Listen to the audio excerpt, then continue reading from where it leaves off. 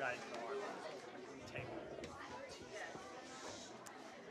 Hello, everybody. So we have a lot of Hewitt cuties here tonight. How are you? Welcome to our board meeting. Everybody, please stand and say this Pledge of Allegiance with us. I pledge allegiance to the flag of the United States of America and to the republic for which it stands, one nation, under God, indivisible, with liberty and justice for all. We have 2 emergency exits on either side of the room, and any and all correspondence that can be posted is outside on the table. So we're going to start with our student recognition. We have Hewitt School presenting Stellar. Dr. Johnson? Thank you very much. What a treat tonight. We are well represented by both the staff and our students at Hewitt School, and we're going to focus on the Stellar program, and I'm going to ask that the principal, Mrs. Pryke, if she would please go to the microphone and walk us through some of the presentation as we begin to open up. You could work from there, sure, why not? I don't need a microphone, I can project. I wanted to thank Mrs. Wong and Dr. Pelletieri for asking Hewitt teachers to talk a little bit about the Stellar program at our school. I invited our Stellar teachers, Christine Flanagan and Kayla Jordy Summers, who we share with Wilson School, as well as our 5th grade teacher, Jessica Whalen, to share how they work and present Stellar at our school. And they asked for student volunteers about what they love about Stellar in their own words. And tonight, our 5th grade volunteers are here, and they're going to present it for you. So I'm going to pass it over to the teachers. Thank you.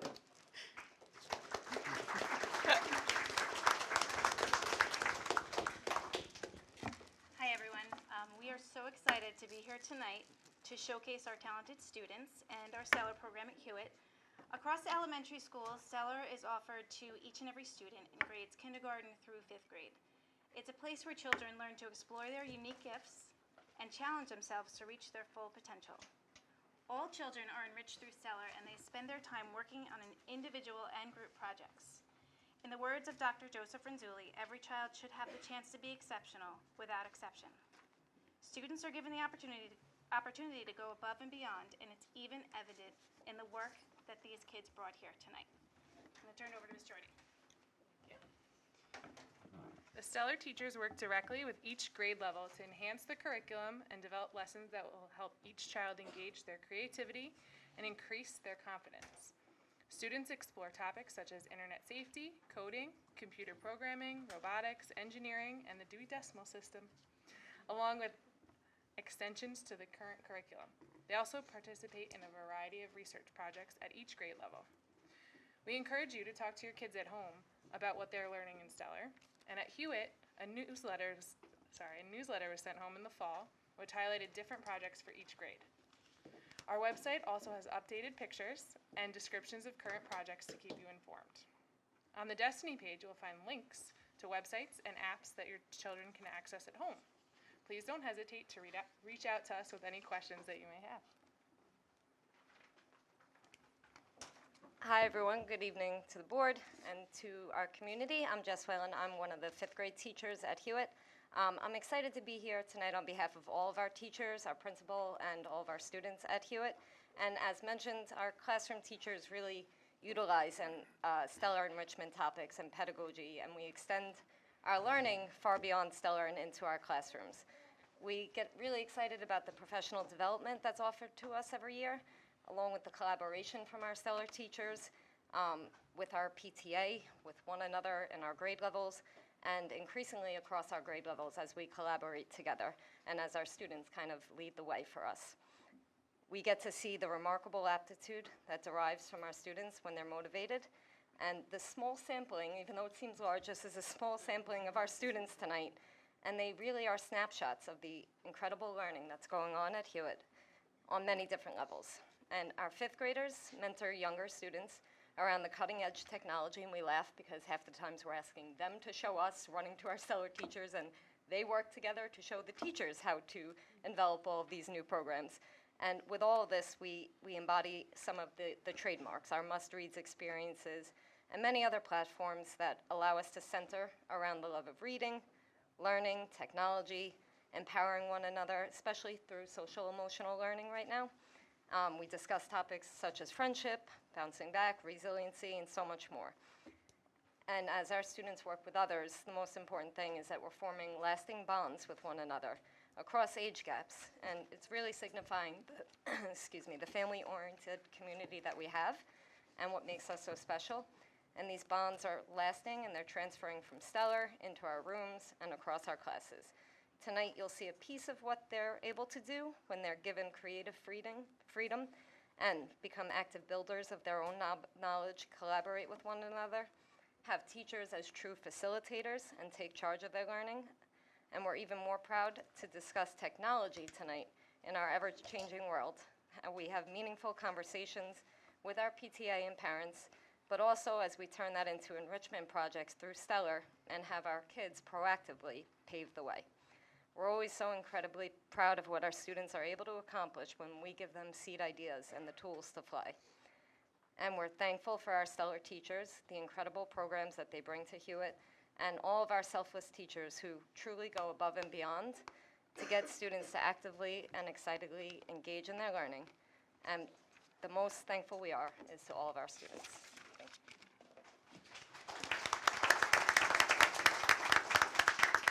So tonight we have here our fifth graders who have volunteered to come here to explain what we have been doing in Stellar.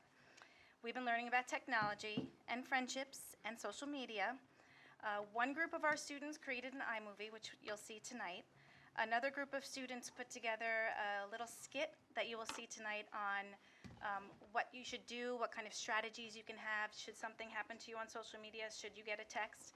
And another group of students will explain a persuasive writing piece that we put together along with a little bit of a rap song. So I will turn it over to them now. If you guys want to stand up, introduce yourselves, and we'll get started.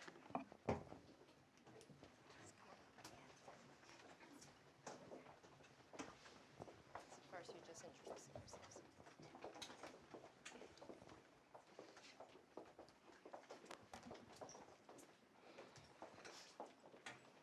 Should we turn the lights off for the movie, or should probably be fine with the lights on? It will play in a minute after they introduce themselves. Introduce yourself. Oh, no, is this on? Hello, my name is Sabrina Nardella. My name's Sam Fox. Hi. Hi, my name is Sandy Giblin. Hi, my name is Olivia Marizio. Hi, my name is Brooke Giblin. Hi, my name is Annie McFeely. Hi, my name is John Claudy. Hi, my name is Annie Parliament. Hi, my name is Aiden Conlon. Hi, my name is Brendan Duffy. Hi, my name is Taylor Truesdale. Hi, my name is Caroline Dunham. Hello, everyone. My name is Matthew Lindsay, and please enjoy this. Everybody happy. You know, why don't you guys stand up over the movie afterwards? You're all in good spots. All right, so you guys.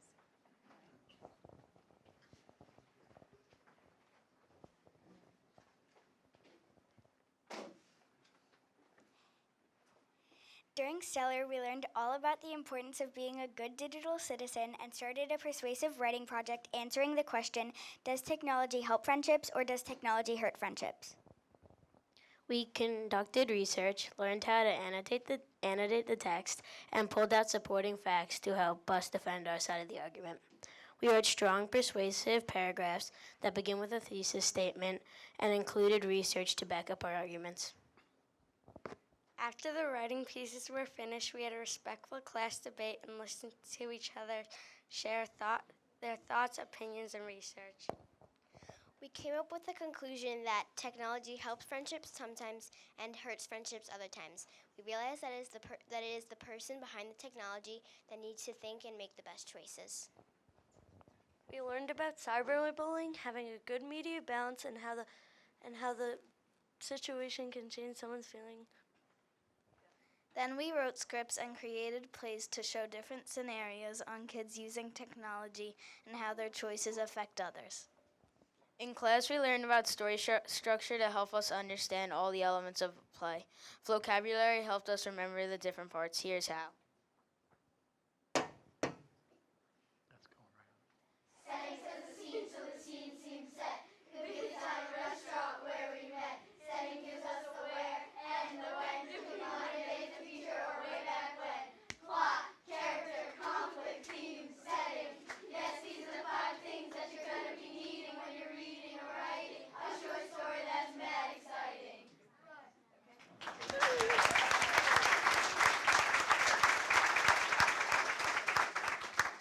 When we finished our plays, we performed for our classmates and hope to show these fourth graders as they begin to understand the importance of being a good digital citizen.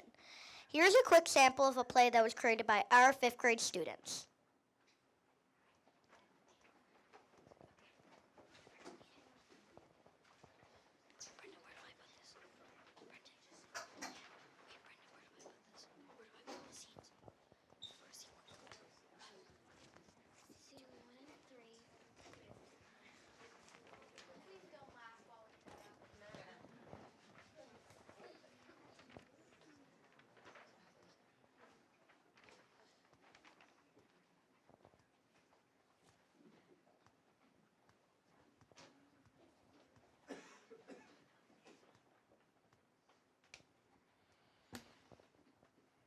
The setting of this play takes place after school in spring 2019 in Rockville Center, New York.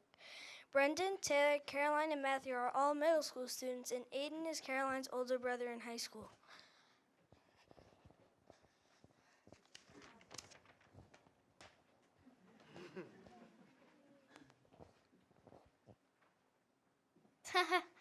Post. What? Brennan only got a 49 out of 100 on his test? What a loser! That's so mean.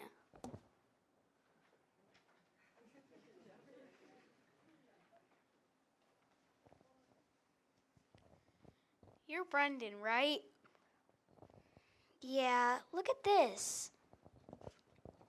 That's so mean. I know it hurts when somebody posts something rude about you online, but you've got to stand up for yourself. I know, I just don't know how. Well, first you've got to say how you feel. How do you feel, Brendan? Well, I don't like that Taylor shared my test score and then called me a loser. It made me feel sad. That's a great start. Brendan, your eyes are red. Was it Taylor again? Yeah, she posted a rude comment about me on Instagram. Look. That is so mean. Maybe my older brother Aiden has some good advice.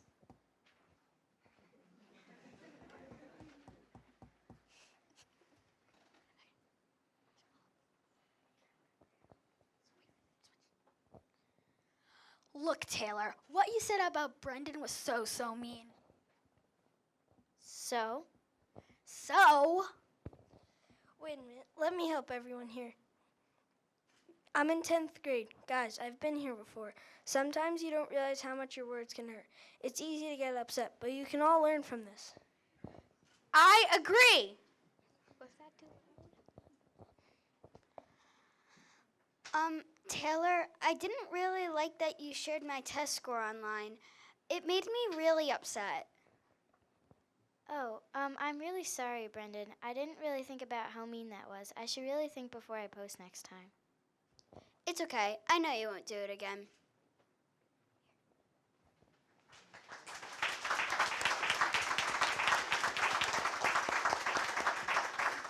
Think before you post, or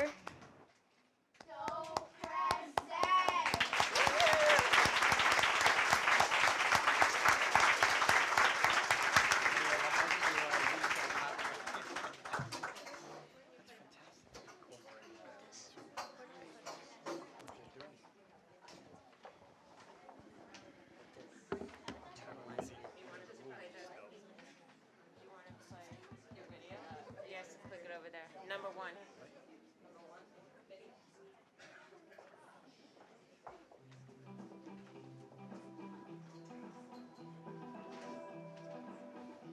Number is reading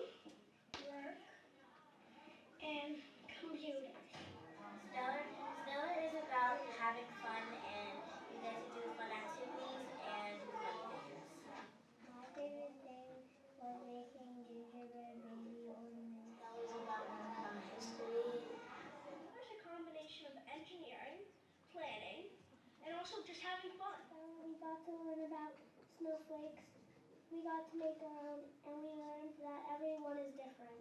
Cookie candy is fun. Stellar is where you learn about dinosaurs, you take out books, and you can change your books, and you play with robots, and you have lots of fun.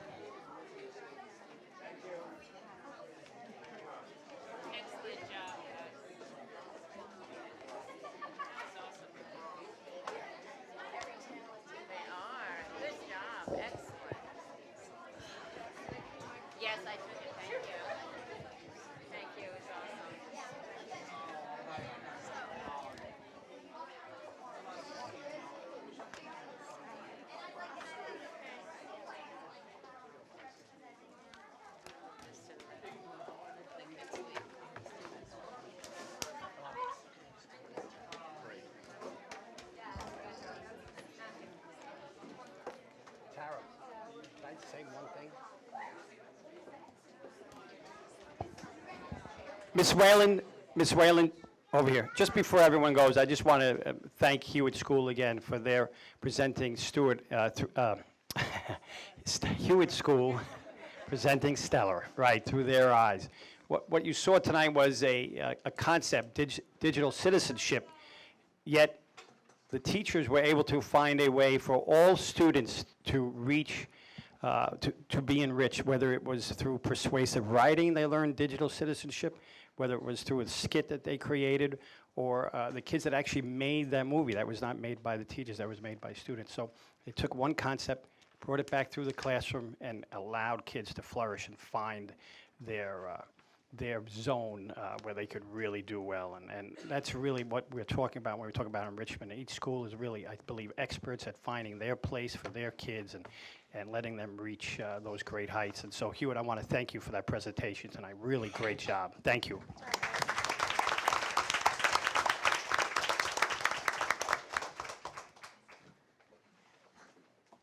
Thank you guys so much. Great job.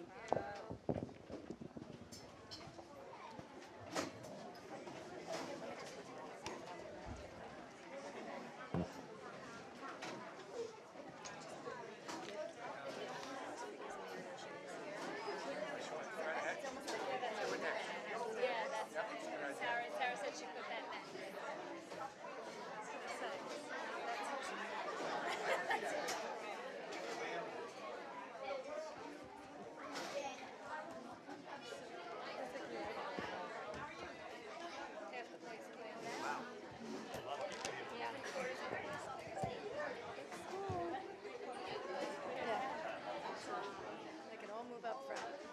Yeah, right.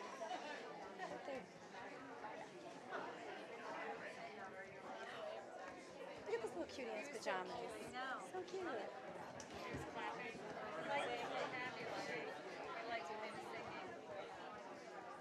Rapping? I like the rapping. I like the rapping. Our kids are. I use that one as well. Did that for Yes.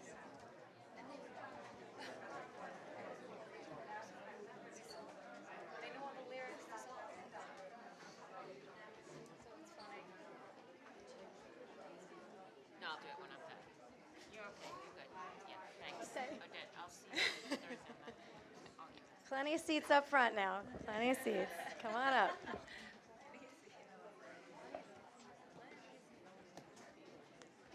We're going to go slightly out of order. We are going to accept a gift. Dr. Johnson? You know, usually it is the superintendent who announces this. I'm actually going to ask that John O'Shea spend a minute or two talking about the gift itself. We are really truly grateful for the opportunity to have the foundation donate this time and the yoga program, but I think if it comes from you, and Mary is here tonight as well, if you wouldn't mind. I wouldn't mind, but I think I'll yield my time to the four members of the board. Okay. The board are here tonight, and you know they're more prepared to speak on it than I am at this point. So All right, very I'll yield good. my time for that. Okay. Come on up, Mike. Don't be shy. Good evening, everybody. We'd just like to take this opportunity very quickly on behalf of the Ryan Patrick O'Shea Foundation. As part of our mission to raise mental health awareness in the community, we're proud to partner with Ellen White and the Backyard Players and Friends to sponsor Moving, Breathing, and Being yoga class in all 5 elementary schools in the district, as well as the CORE program at Covert and the RISE program at Hewitt. We're sponsoring a 6-week class that will teach children how to move their bodies, connect with their breath, and calm their minds. So we're here tonight to present a check to the board for $3,600 to proudly sponsor this program. On behalf of the foundation and our family, we'd like to thank the board for all of their support through our endeavors, and we look forward to continuing our partnership with you guys and to continue furthering programs through the school district. So thank you all very much. Thank you so much. Thank you. Dr. Johnson. Can we? No, no, come on. So that's You guys still want to here. get in a picture? Yeah. Come on up. Kathy, come on up. John, Get in a picture. Odette, is she outside?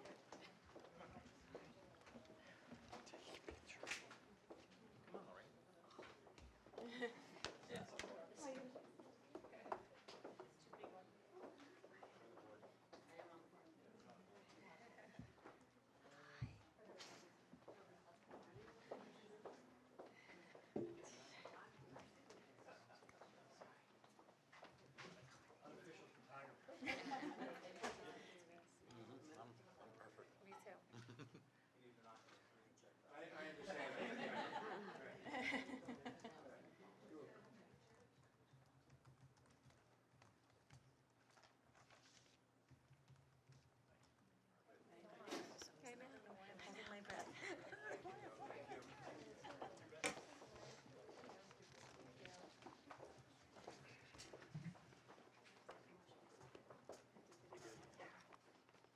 Me too.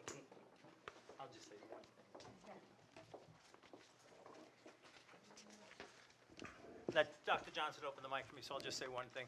I had the privilege to go to the first class at Wilson today, and it was just so nice to see 20 kids come in after school today, very energetic and rowdy, and see how much yoga can, in one class can calm them down and get them to, be in the moment instead of being crazy like children usually are after school. So it was a really nice thing to see. It's starting at Riverside, I think, on Thursday, and all the schools, the monies from the foundation allow it to happen for 6 weeks in every one of our schools. So it's going to be a nice process to see and understand how it goes forward and see, the benefits. And we need to start that mindfulness at a younger age with all our kids, and it does help them calm down.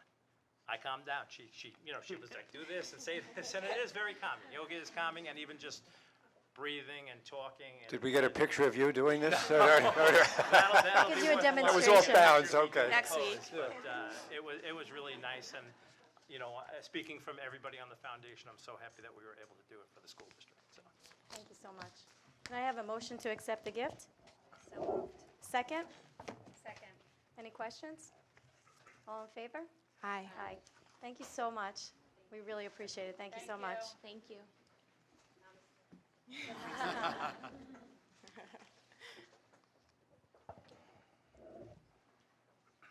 Okay, we're moving along.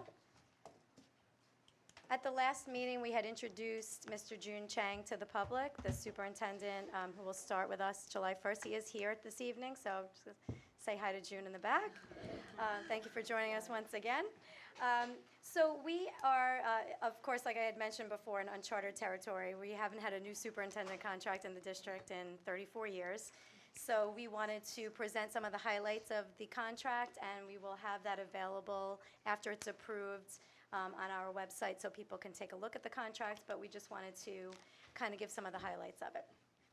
The contract between Mr. Chang and the Board of Education was negotiated after reference and background checks were completed and proved satisfactory. The salary for the position for the 2020-2021 school year is $290,000. There are no built-in salary increases for subsequent years. These are to be determined for each annual evaluation. The contract does not include any type of incentive or merit pay. It does include stipulations for annual accumulation of both vacation days and sick days, which can be used in the future or paid out upon separation from the district. There are caps associated with each. Other than the aforementioned financial specificity, the contract contains standard language for the job description, meeting with the Board of Education, annual evaluation obligations, holidays, conflict resolution, bereavement leave, and similar conventional clauses for a chief school officer. So as I mentioned, we'll have that available for the community to look at. And we also would like to announce that on March 25th, we will host meet and greets for Mr. Chang to work with members of the community. You can interact with him directly, ask him some of your questions about going forward in the district, some of his vision. We were going to have that in the daytime and the evening of March 25th. So we'll also have that information on our website. So again, I would like to welcome him to our meeting and say thank you again for coming. And we are very pleased to have him joining us July 1st.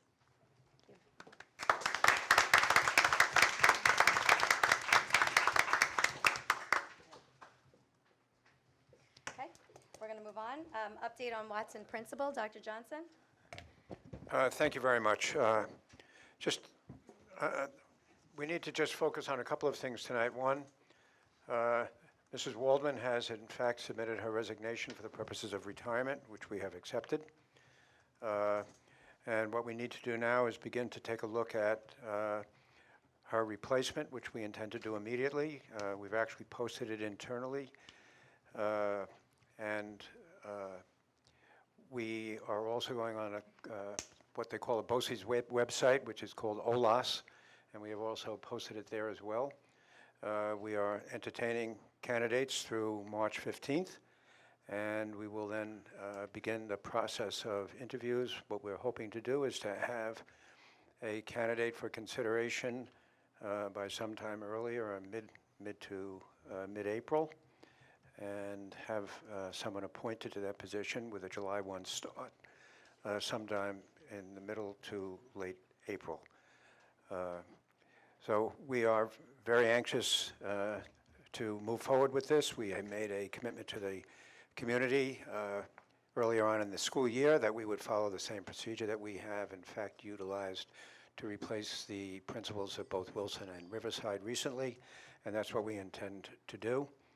The other thing that you need to know is that, if you haven't noticed already, on the Personnel Actions Report for this evening, we have also moved Jen Pascarella from the position of acting and recommending her for the position of interim principal at Watson School through the end of this school year. So those two things are very important to us, and we look forward to working with the community and moving forward with this as quickly as possible. So that's really about all that I have to say about it, unless there are some questions that you may have. Thank you. Thank you. The Pride Survey. Yeah, I'm just going to turn this over to Dr. Leahy. Go ahead. Thank you, Dr. Johnson. So this is a presentation that we make every couple of years after we administer the Pride Survey to our students. Just as a matter of a little bit of review, just to remind people of where this emanates from. The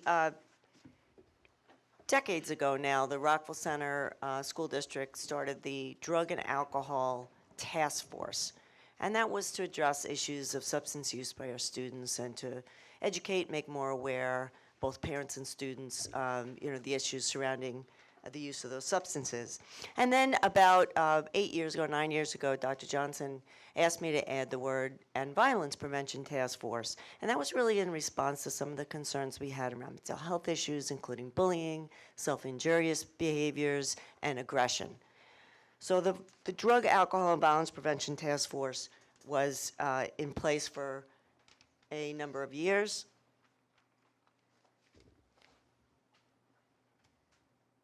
About 4 years ago, we partnered with the Rockville Center Coalition for Youth. The Rockville Center Coalition for Youth was formed, and immediately they applied for a grant from the federal government, which they received in the amount of $625,000 over 5 years. So this is really huge. It really gave this community an opportunity to bring together all the pieces, many of the pieces that already existed in the Drug and Alcohol Task Force, and to work together toward education and awareness. The coalition sectors include the schools, which is, of course, represented by the central administration, and also representatives from the PTA in all of our schools, all of our buildings across the district, business and civic organizations, the law enforcement, the youth officer always sits on the coalition, helps talk to us about what the police activities in the district, in the community, or what's going on there. Churches, St. Agnes, the Vineyard Church, youth organizations, the Rockville Center Youth Council is a very, very active group for our young people, our high school students, and Hispanic Brotherhood, Martin Luther King Center, government agencies represented in this coalition, community volunteers, I mentioned the PTA and parents, healthcare is represented, Mercy Medical Center, South Nassau, and then prevention experts, and such as the National Guard that works against it. So we really have an incredible group of people that meet about 6 times a year to do a number of things. The coalition's efforts around, as I mentioned, education and awareness, they've done a number of different activities. You've seen the sticker shock campaigns on pizza boxes, police department flyers, police department collecting expired medications no longer in use. We've run the Family Fitness Fair annually. There are parent presentations at least twice a year. We present education opportunities for students in Too Good for Drugs. We administer the Youth Pride Survey, which I'm going to talk about tonight. We hold opioid antagonist prevention programs, Narcan training. We've done that 3 times. We work very closely with treatment and recovery centers in the district. The coalition's also been very, very active in working with our government representatives, Senator Kaminsky's office, Assemblyman Griffin. They've been up to Albany several times. We've very, very actively fought against the legalization of marijuana, the sale of vaping paraphernalia, and we have made some incredible strides in terms of slowing down that legislation, and that we are very proud of. And that fight continues, of course.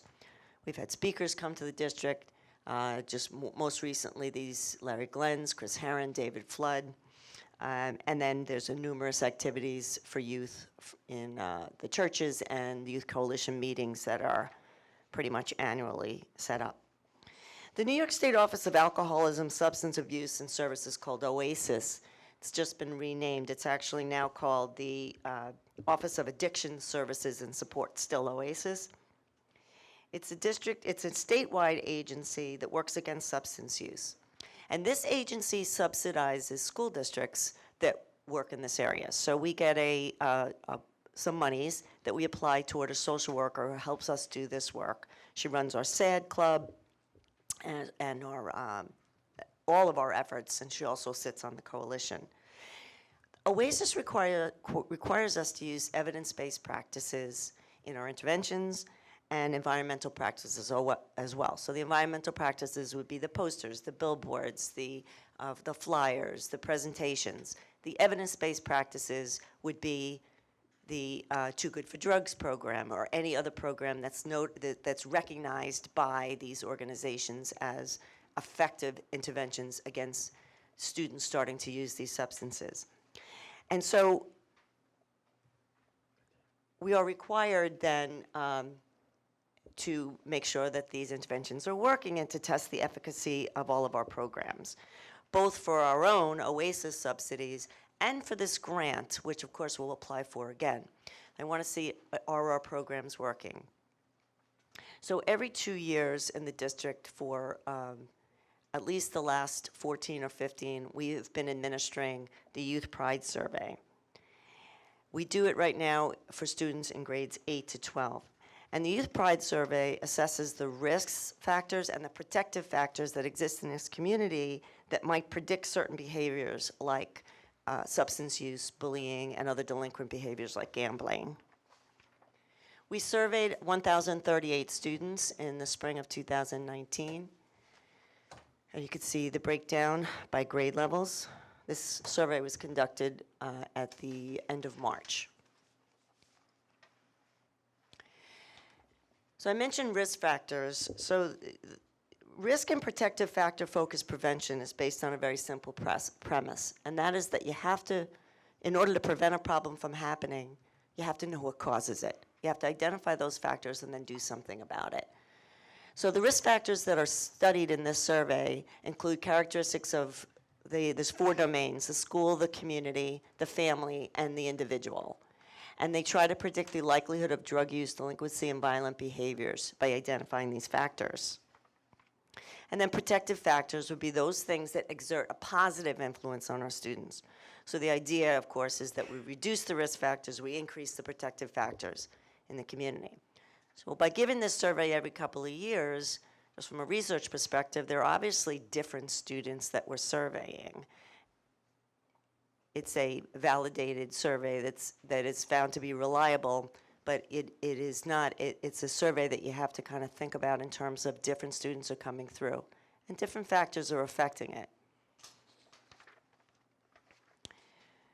So the risk factors in the community that are measured, they're listed here. I'm not going to read them to you, but you can see that's what they're measuring in this survey. And they ask certain questions to identify these factors. The family has different factors that they're measuring.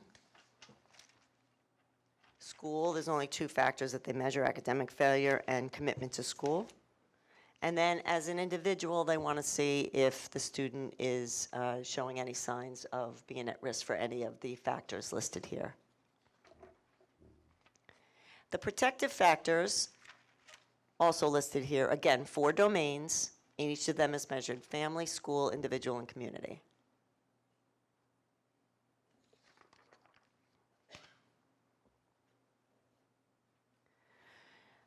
So what's interesting is if our risk factors have stayed fairly consistent in the last 3 surveys.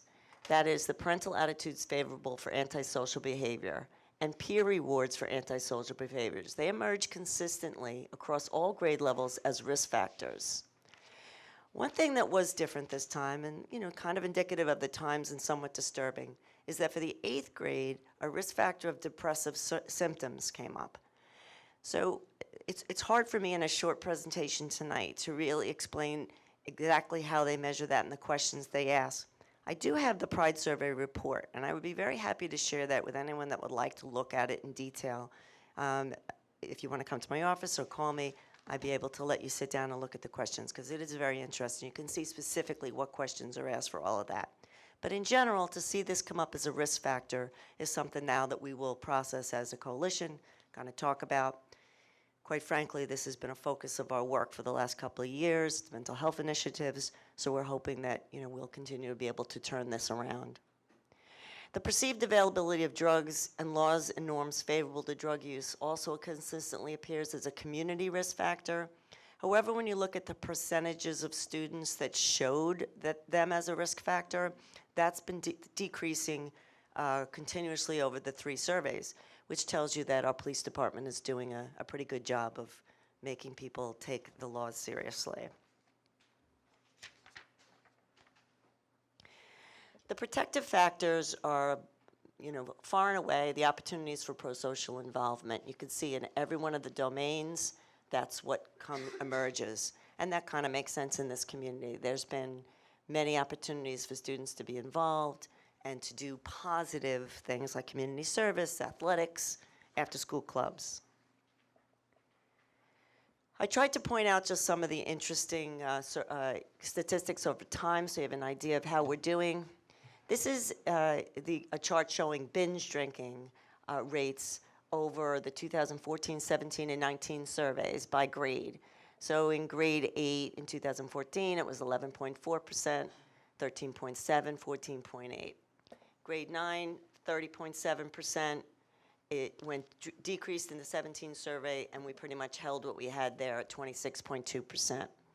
Grade 10, from 47%, we're down to 36.6%. This is good news.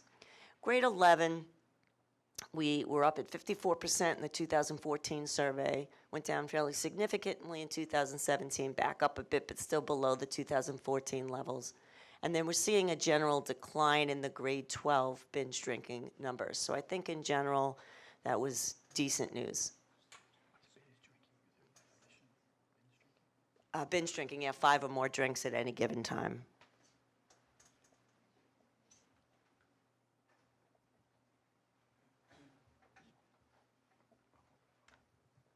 I'm sorry. So This one or the other one?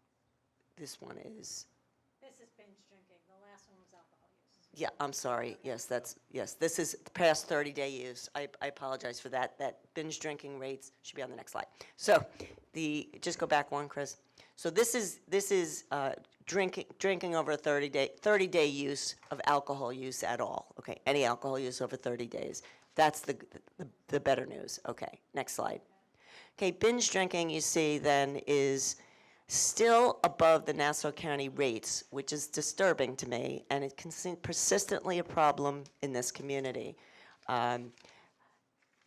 So that is an area of focus, obviously, for the coalition. And you can see where those numbers have gone. 12th grade, we see some decline. 11th grade, we see a little increase. And we have some consistency in the other grade levels.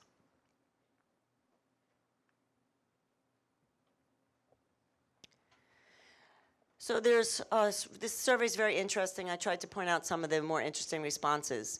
And there's a theme here that I want to make sure everyone hears. So there's over 86% of students do not have friends who smoke. Over 86% of students do not have friends who smoke cigarettes. Only 63% of students do not have friends who use marijuana. 48% of students have no friends that drank in the last 12 months.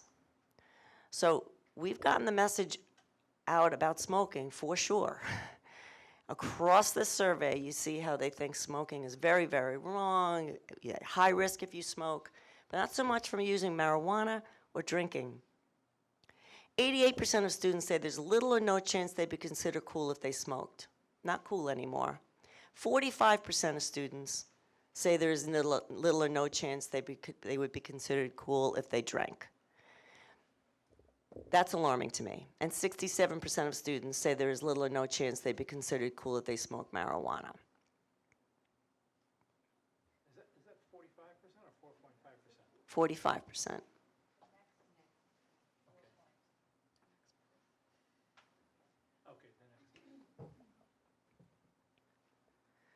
24% of students reported having been drunk or very high in the 30 days before the survey. That was down by 3% from the last survey. 56% of students reported having a conversation with their parents regarding drinking, which is consistent with previous findings, which was up only slightly from 2014. So we really want to see that number go up to 100%. There's no reason why 100% of students haven't talked to their parents about the dangers of drinking. 60% of students say it's sort of easy to get alcohol, which is down from 72%, which is really a great thing. But here's the interesting part. So 60% of students say that it is sort of easy or very easy to get alcohol. And it's down from 72%, that's good.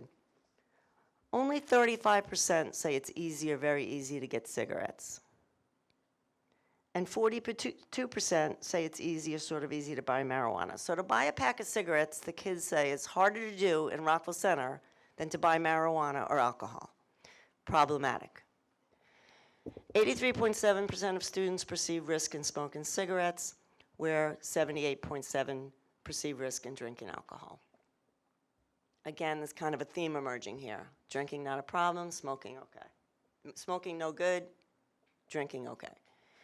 But on the good news front, very, very high percentages of students report they would never drink and drive. I'm talking 99.7%. So that message has definitely gotten out as well. Very high percentage of students acknowledge seeing or reading prevention messages, which is good for us because that's what we do, right? The coalition and the schools, we send these messages out. And this time, 100% report that they have not used heroin and other hard drugs. And in the last survey, that was also very high, but not at 100%. So the use of hard drugs is not something that we see as alarming or problematic in our surveys, which is good given the circumstances nationwide. There are low percentages of students reporting use of smokeless tobacco, which was encouraging, given our concern about vaping. And many, many students, of course, see chances for involvement, which we saw as the protective factors. And overall, the percentage of students reporting bullying is less than, and significantly less than the national average for students who report being bullied. Or is it 14%, national average 20%? I'm sorry, can I just interrupt a quick question? Smokeless tobacco, is that vaping or is that chewing tobacco? That's vaping in the survey. It's defined as vaping. But it's still pretty low percentages, which see how it is now. I mean, it's a growing problem, obviously, we're still addressing. And then, of course, we have lingering concerns about the number of overdose deaths in the nation. It's something we work against. We work very hard As we said, we've done 3 trainings, Narcan training, so hopefully that message is getting out. And finally, I just wanted to let everyone know that the parent presentation for the spring is on March 23rd.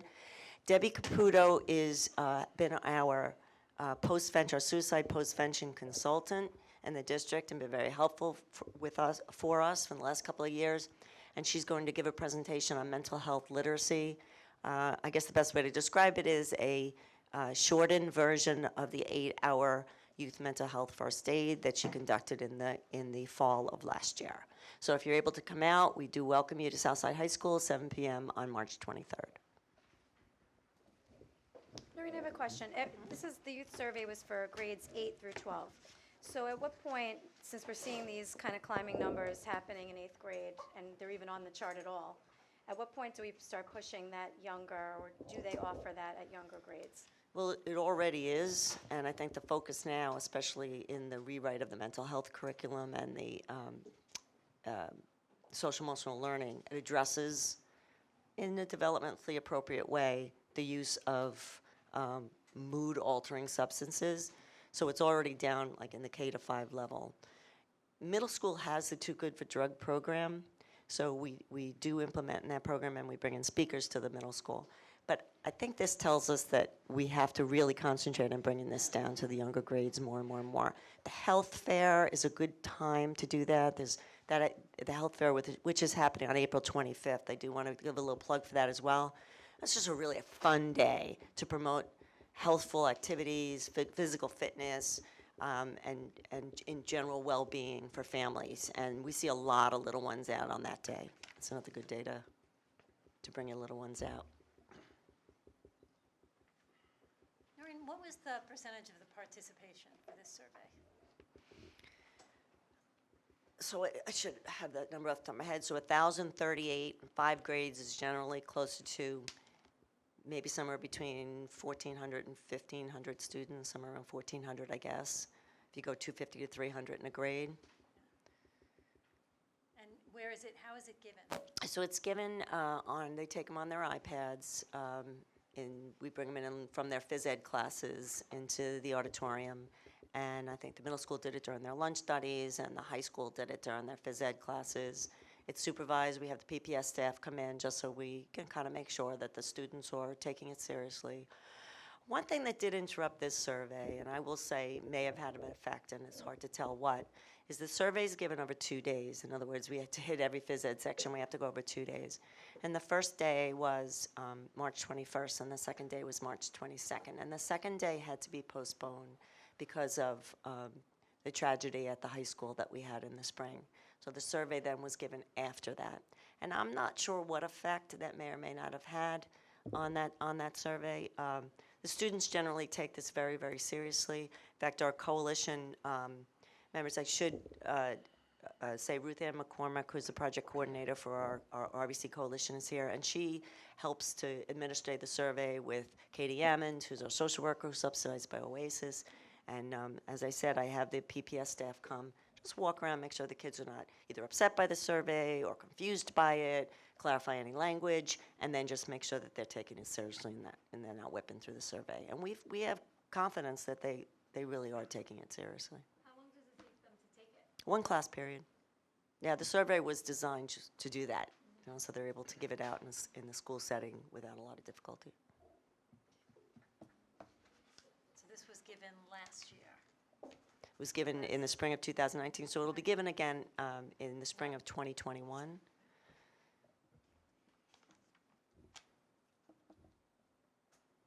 You mentioned if anybody had questions about the survey, do you actually ever put the survey results online with the survey or a copy of what the survey looks like so parents are aware what kinds of questions their children The being report asked? is fairly lengthy. It's hard to post it online. And I mean, when I go through it, I go through it for hours, kind of looking at every question and trying to study it, and then the coalition will do the same. We want to see, I see some good news in terms of the use of alcohol, 30-day and 12-month. And in other areas, I mentioned the hard drugs as well. We see indications of people students reporting that their parents would find it very, very wrong for them to use certain substances. That was up from the last time we did the survey. So there's so many areas that really kind of take a look at in detail. Difficult to do it online, but I think it's best. I'd be very, very happy to share this with anybody that would like to look at it and study it. We can put your presentation from tonight online, though, right? Yes, we can. Mhm. Thank you. Thank you. Any other questions? Thank you so much. Oh, good. Do we build presentations around the results? Absolutely, yeah, absolutely. We did a hard focus on, we brought in people that had been addicted to heroin in response to the heroin epidemic, and in, just some of the initial survey questions from the 2014 survey. We really have to continually address the use of alcohol. That's a persistent problem in this community. It's a persistent problem, and we're chipping away at it. We truly are chipping away at it, but it's really a difficult nut to crack. I think part of it is people's attitudes that it's some type of rite of passage, that, I did it, why not my kids? And we're really, really trying to change that message. We truly are. Stakes are much higher. There's a lot of reasons why we want to make sure that kids really get that message. We did it with smoking. Across the board, every question about cigarettes was, no. But then when it comes to drinking, the numbers really go up high, and that just gets you, it is problematic. So anyway, that's a persistent problem. So that'll be the area of focus for sure. We'll have to double down on that. Do we do anything that differentiates smoking marijuana and eating it? Gummy bears, because I know I've heard a lot of anecdotal evidence of kids now moving away from smoking marijuana to having fun gummies, things like that. Is there any? Unfortunately, I think that the use of marijuana has become normalized with the increasing number of states legalizing marijuana.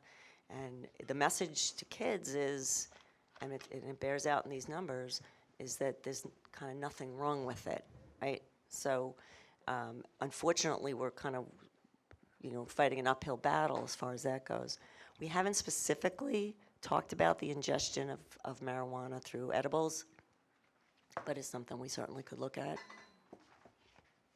And just once you start putting it regularly in brownies and cookies and chocolate and gummy bears, it becomes very normal. Mm-hmm. I think those numbers will start shooting up. Any other questions? Thank you so much. Thank you for that. Okay, we're going to move on to our proposed 2020-2021 budget. Dr. Johnson? Thank you very much. I'm just going to share a few numbers with you and then turn it over to Chris and Noreen again. We put outside for the public to see tonight the Rockville Center budget. I think many of you have picked it up. I'm not going to go into detail on the various subsections of it, but I would ask if those of you who have it, just take a look at the bottom line at the end. Proposed budget for this year is $122.86 million. That's an increase of actually $2.63 million, a little over 2%, 2.18% over last year. It comes very close to matching what we have come to understand is the cap. Just so we understand that the cap is not applied to expenditures. The cap is applied to the tax levy. And the tax levy this year will increase by about 2.01%. There are a variety of different ingredients that comprise that tax cap, the most significant of which is what they call the CPI. December to December, the CPI, which was 1.81. There are a couple of other things that are introduced as part of that formula. A growth factor, which Mr. Bartels and I were very, very surprised this year was very low, which essentially is a number that reflects the amount that's calculable within the community of all the renovations and improvements to homes within the community itself or new building. and it was only about 1/10%, which was a shock. It's usually a little bit higher than that. We were a little bit surprised at that. And the other are a number of exclusions. For example, some of the pilots are in and out, but at any rate, the overall impact of that formula when it ultimately is put together is that our tax cap this year was 2.03%. What we're recommending is that the tax levy increase by about $1.9 million, or 2.01%, so a little bit under the, as we have traditionally been, a little bit under what the tax cap allows us to be. Many of you may or may not know that the second, probably most important piece of the monies that are used to contribute to the overall expenditure plan that we have in the school district comes to us from the state. That's still in flux and will not be determined by the state until probably on or near April the 1st. So we are still in the process of working with our legislators. We have a meeting with them, as a matter of fact, on March the 6th. We will be discussing with them our needs. The governor came out recently with a proposal which increased our state aid year over year by about $300,000. We've been very conservative in recent years, and I think for good reason. Mr. Bartels has always put a number in that is much more realistic. For example, last year, we were supposed to get about $13 million. We ended up with about considerably less than that, somewhere between 12.7 and 12.8 million. The reason being is that when the state did the audit of expenses associated with the school district, they disallowed a lot of things, and therefore the aid attached to those expenses was reduced by about between $300,000 and $400,000. That's somewhat rare, but nevertheless, it clearly is a message to school districts to remain relatively conservative in our estimates. So our estimate does reflect a $300,000 increase, about to $12.8 million. Overall, our revenues match the expenditures, and we are now looking forward, and Mr. Bartels will go into a good deal more detail when he makes his presentation next week. But in the interim, we have two people who manage a significant portion of our budget, Noreen Leahy and Chris Pelletieri. If you wouldn't mind, please then, as we have done in the past, talk to us a little bit about the expenditure plans that we have within your two areas. One last piece of information that I do want to share is that on the 4th, we have invited the principals to attend, and they will be here. The focal point of that discussion, we are hoping, will be on the capital improvements in the building. I know members of the Board of Education have spent a good deal of time visiting the elementary, middle, and high school, have been discussing individually with the principals some of the capital improvements that they believe need to be incorporated into this year's budget. And that will all be an integral part of our discussion when we get together with the principals on the 4th. But in the interim, I'd like to turn it over to Dr. Pelletieri and Dr. Leahy. Chris, if you... Certainly. Dr. Johnson, thank you very much. Excuse me. Not as substantial a portion as I would like, but curriculum and instruction, as we all say, is the lifeblood, Mrs. Barry, the lifeblood of the school district. And so we're going to look today in the macro, really. I just have some numbers here in terms of the pie chart where I break down essentially in 5 different areas of focus for my budget, the curriculum and instruction budget. We have technology, $2.7 million, and I'll go through that. I'll go through each of these, again, pretty much in the macro. Data processing budget, a professional development budget, which is broken out. Textbooks and supplies, those are public and private dollars that are in there. And again, instructional program and software, and those are public and private dollars. And what I mean by that, we share some of those funds with St. Agnes. So initially in technology, you'll see I don't have numbers next to those pieces. These are kind of, again, a macro conversation. iPads and cases. Typically, we purchase about 600 iPads and cases. It costs us almost $70,000 by the time we're done purchasing iPads and cases. Laptops and desktops we purchase, sometimes up to 250 laptops and desktops on a replacement cycle, a 5-year replacement cycle. I'm going to go back up to iPads for a second because we are having a conversation with Mr. Murphy and the high school folks around laptops and Chromebooks at the high school.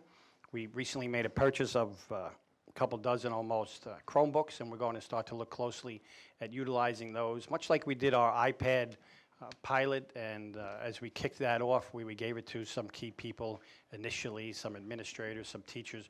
We're going to do the same with Chromebooks. There's discussion around Chromebooks and laptops and what might be the best tool for our students as they move through our system.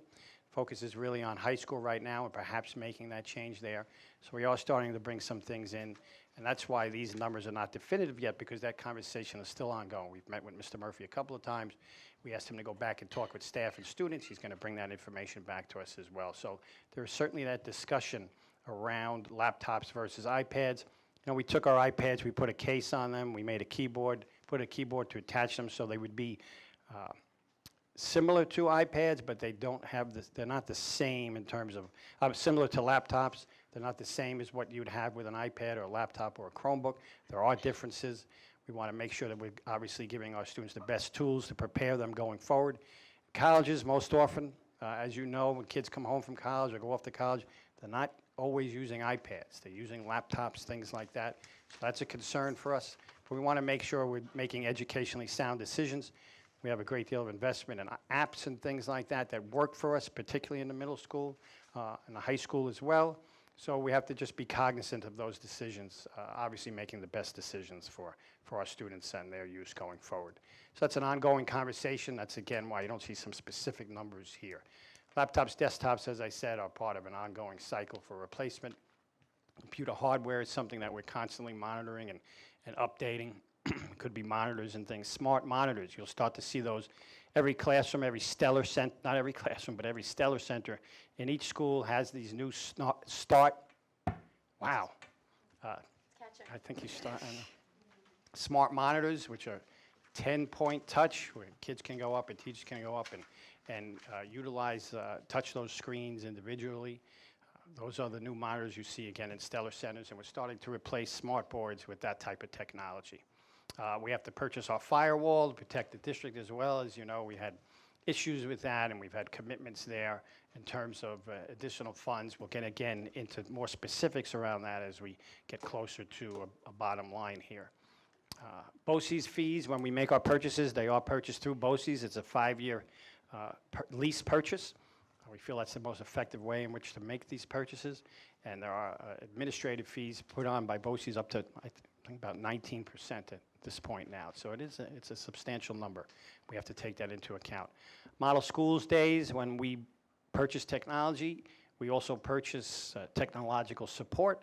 We have that in the person of Laura Collin, who visits all of our schools, all 7 schools. He has a schedule to visit each school, works with teachers constantly, principals as well, attends our professional development, does a great deal around the technology use in our schools with our staff. We also purchase printers and replacement printers and the like. So this is it again in terms of technology and in the macro. And when we do the project, which is more specific, we'll talk about specific numbers and ultimately a decision about iPads, laptops, and Chromebooks at the high school as we move along in this process. Is that a question? A questioning look, certainly.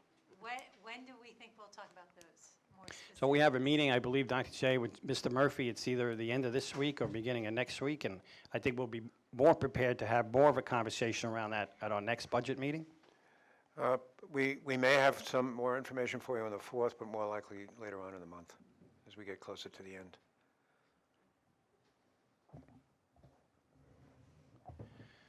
Data processing is another chunk of our budget. Central office supplies, everything from Post-its to staples and paper, everything that's in there for the central office is a piece of this. Our mailings for the census is a piece of our data processing budget. Our mobile device management, AirWatch, the means by which we control and monitor all of our iPads are part of this piece of data processing. And then all of our maintenance agreements. Anytime we purchase anything through BOCES, we do get aid back on that. So the following year, we get almost 50% of what we paid that year prior. So it's really a great model. We thank BOCES for that. It's the vision of the state in terms of trying to get people to collectively make purchases and empower school districts. So Envision, which is the system by which we quite honestly pay our folks, is in there.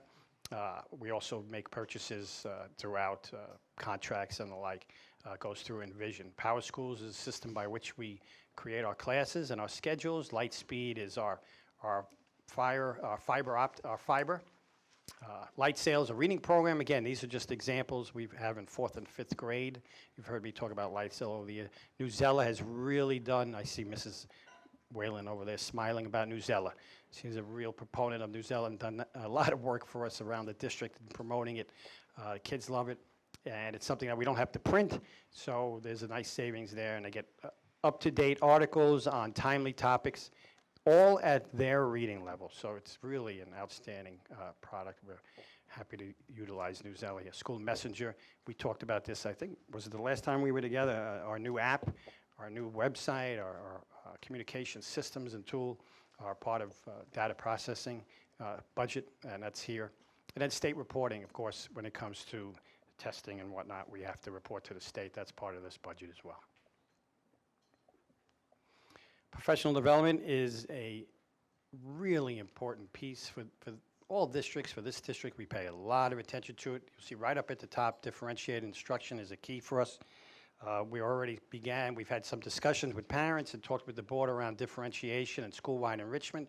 Our Stellar program that you saw so wonderfully presented tonight is an example of school-wide enrichment. And we heard a great quote from Dr. Rizzulli tonight from Mrs. Flanagan. Thank you very much, Mrs. Flanagan, for reminding me of that piece. And so we will be having someone come from, it's up at UConn, the University of Connecticut. That's where the Rizzulli piece comes out of now, the school-wide enrichment model. And so they will be coming here later this year, and then we're going to utilize them throughout next year as well, working with our stellars and key teachers around a school-wide enrichment model, working with our principals. Differentiated instruction is something we do throughout the district, K to 12, and again, that will be a focus for us. So making sure that there are resources allocated for this. I learned that lesson a long time ago when I was a principal. I got some technology in. I did not have a lot of money for professional development, and I had the choice of, am I going to get more technology or get professional development? And of course, I made the wrong choice, and I got more technology. And so we had this great technology, but it really was underutilized because people did not know how to use it appropriately. So I learned that lesson, unfortunately, the hard way back when I was in Queens, but brought here that knowledge, and we benefited from it because I recognize we have to have money for professional development. You have to make sure that you give people not just tools, but the wherewithal to utilize those things. So two big pieces for us there, differentiated instruction, school-wide enrichment. We have new science kits this year with our new science program, and so there will be PD. I'm already on them. They want to do PD in the fall. I want PD either this May or I want PD over the summer, so teachers are prepared when they're going to walk in and then get the PD for the kits. It's really not really that great a timeline. So I'd like to see that, so we're on them to try to get that moved up. Year after year, we go to NYP and IB professional development conferences. It is the backbone of what they do with International Baccalaureate and the Middle Years program, and we have monies here for that. Those are often throughout the nation and other parts of the world, quite honestly, we have to send folks.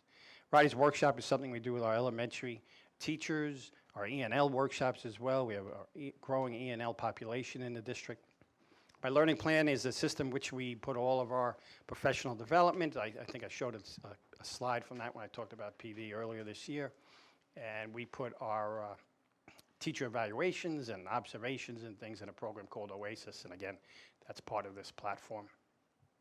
We have to prepare for next generation ELA and math standards, and part of that preparation is, again, professional development, bringing people in, sending people out.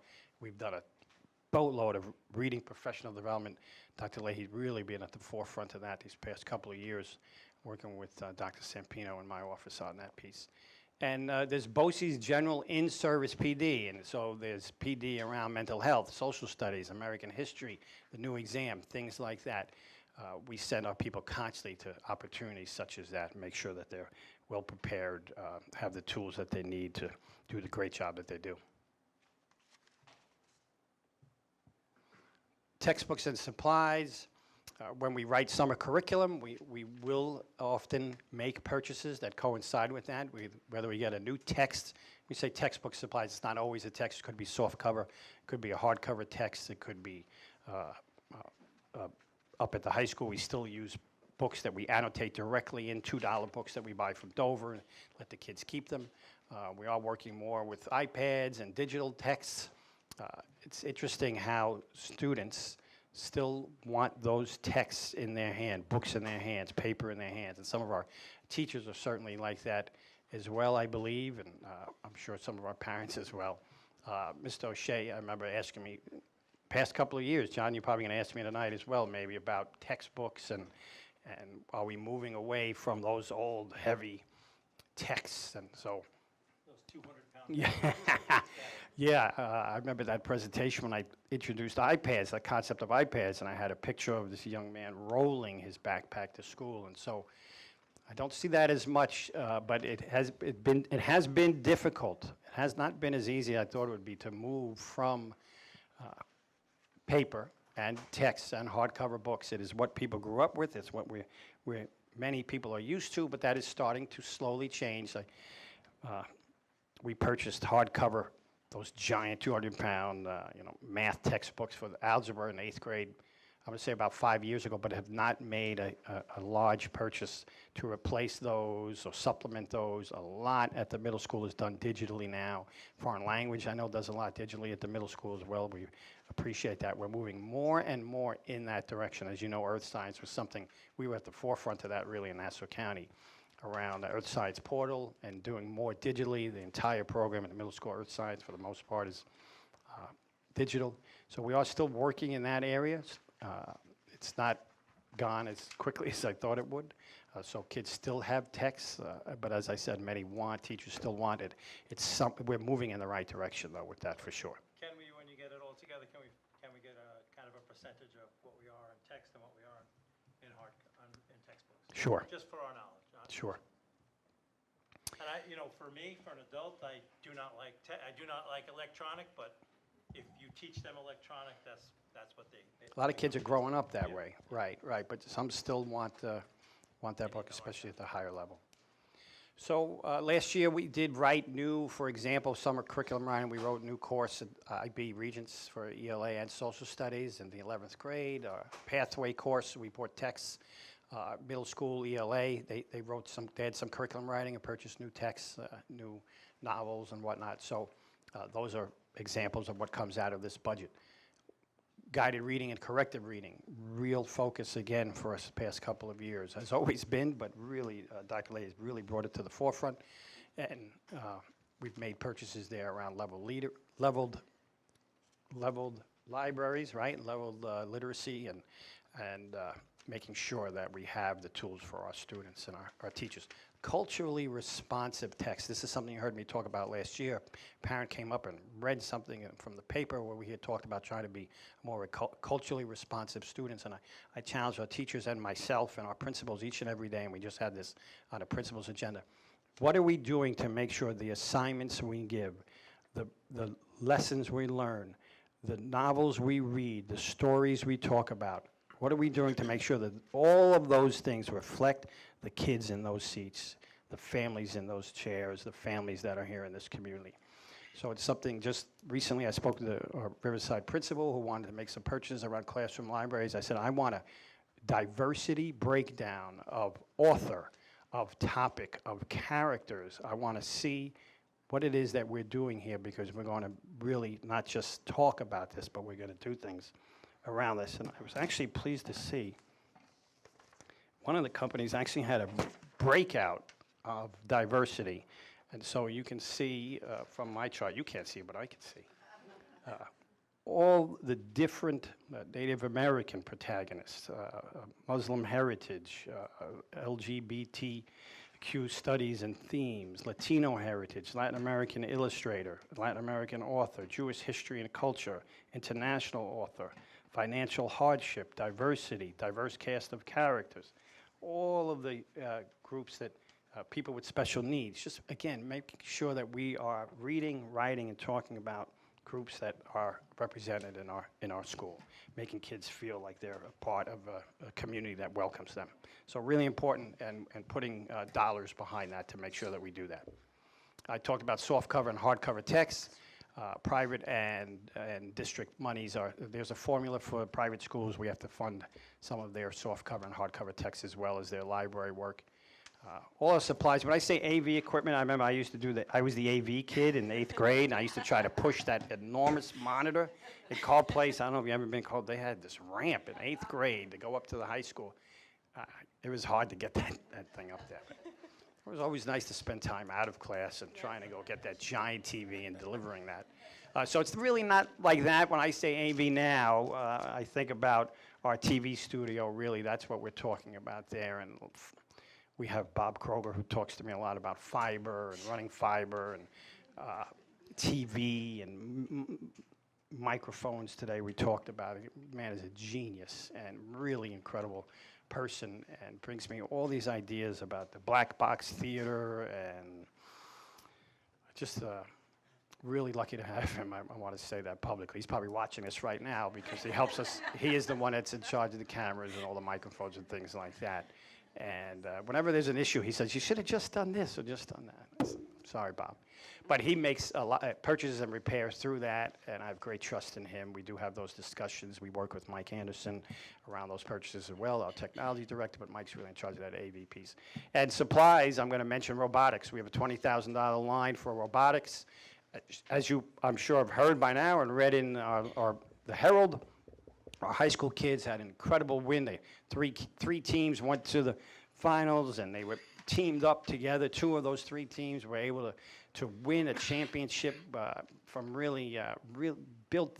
You know, the seeds of that were really sown here a couple of years ago with parents and this board that worked together to make sure that there were monies available for our students for robotics.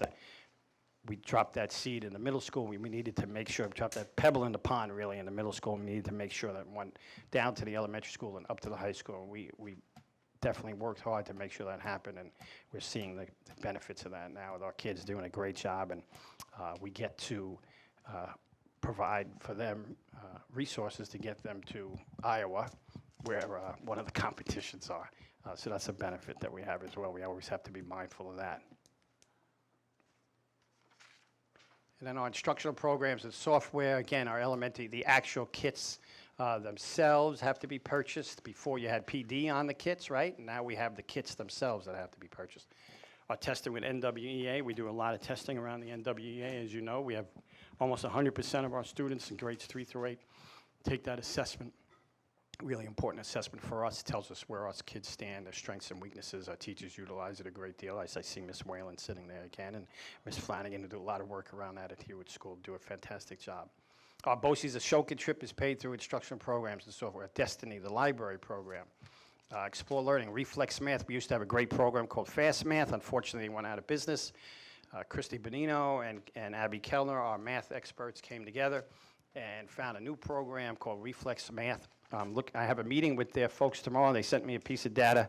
Our students in grades 2 through 5 have solved over 1 million math equations since we got this program.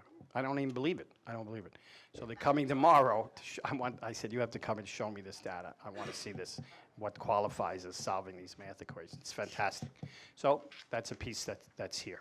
And then all these online databases, Putnam, Westchester, BOCES. Mr. O'Shea, you talked about textbooks. K to 5, we have no social studies text. Whatever we do have are things that we had purchased many years ago, even probably before my arrival here. This is all digital, K to 5, the entire social studies program. Discovery Ed is a great program, streaming program that we're going to have PD on that actually March 5th. So again, connections between professional development and the things that we're doing with our kids in our classrooms. Calendar Whiz, Learning A to Z, Lingua Fun is a Spanish online digital program. Typing, right? Typing, very important. We don't do as much as we used to writing. A lot of typing these days. We have to make sure that we work with our kids on typing. We do it at the elementary level. The middle school, I got them licenses as well because they want the kids working and typing. So we're doing that there. And then, of course, there are software, public and private software that we share with St. Agnes. And that's it. So, question. Please, yes. So I know we had kind of accelerated putting Google Classrooms in this year more than maybe we anticipated after the cybersecurity incident that we had. Can you tell us how that's going, and how have we built any PD around that as well? Putting my glasses on for that one because, for no reason. No, I can't. We used to put in for e-backpack, I'm going to say about $40,000 every year for e-backpack. And that line this year is zero. Now, I used that 40,000 elsewhere, but that line is zero because of Google Classroom, because we moved away from a product. It was a good product. It worked for us for a couple of years, but then it really stopped working, and we stopped utilizing it.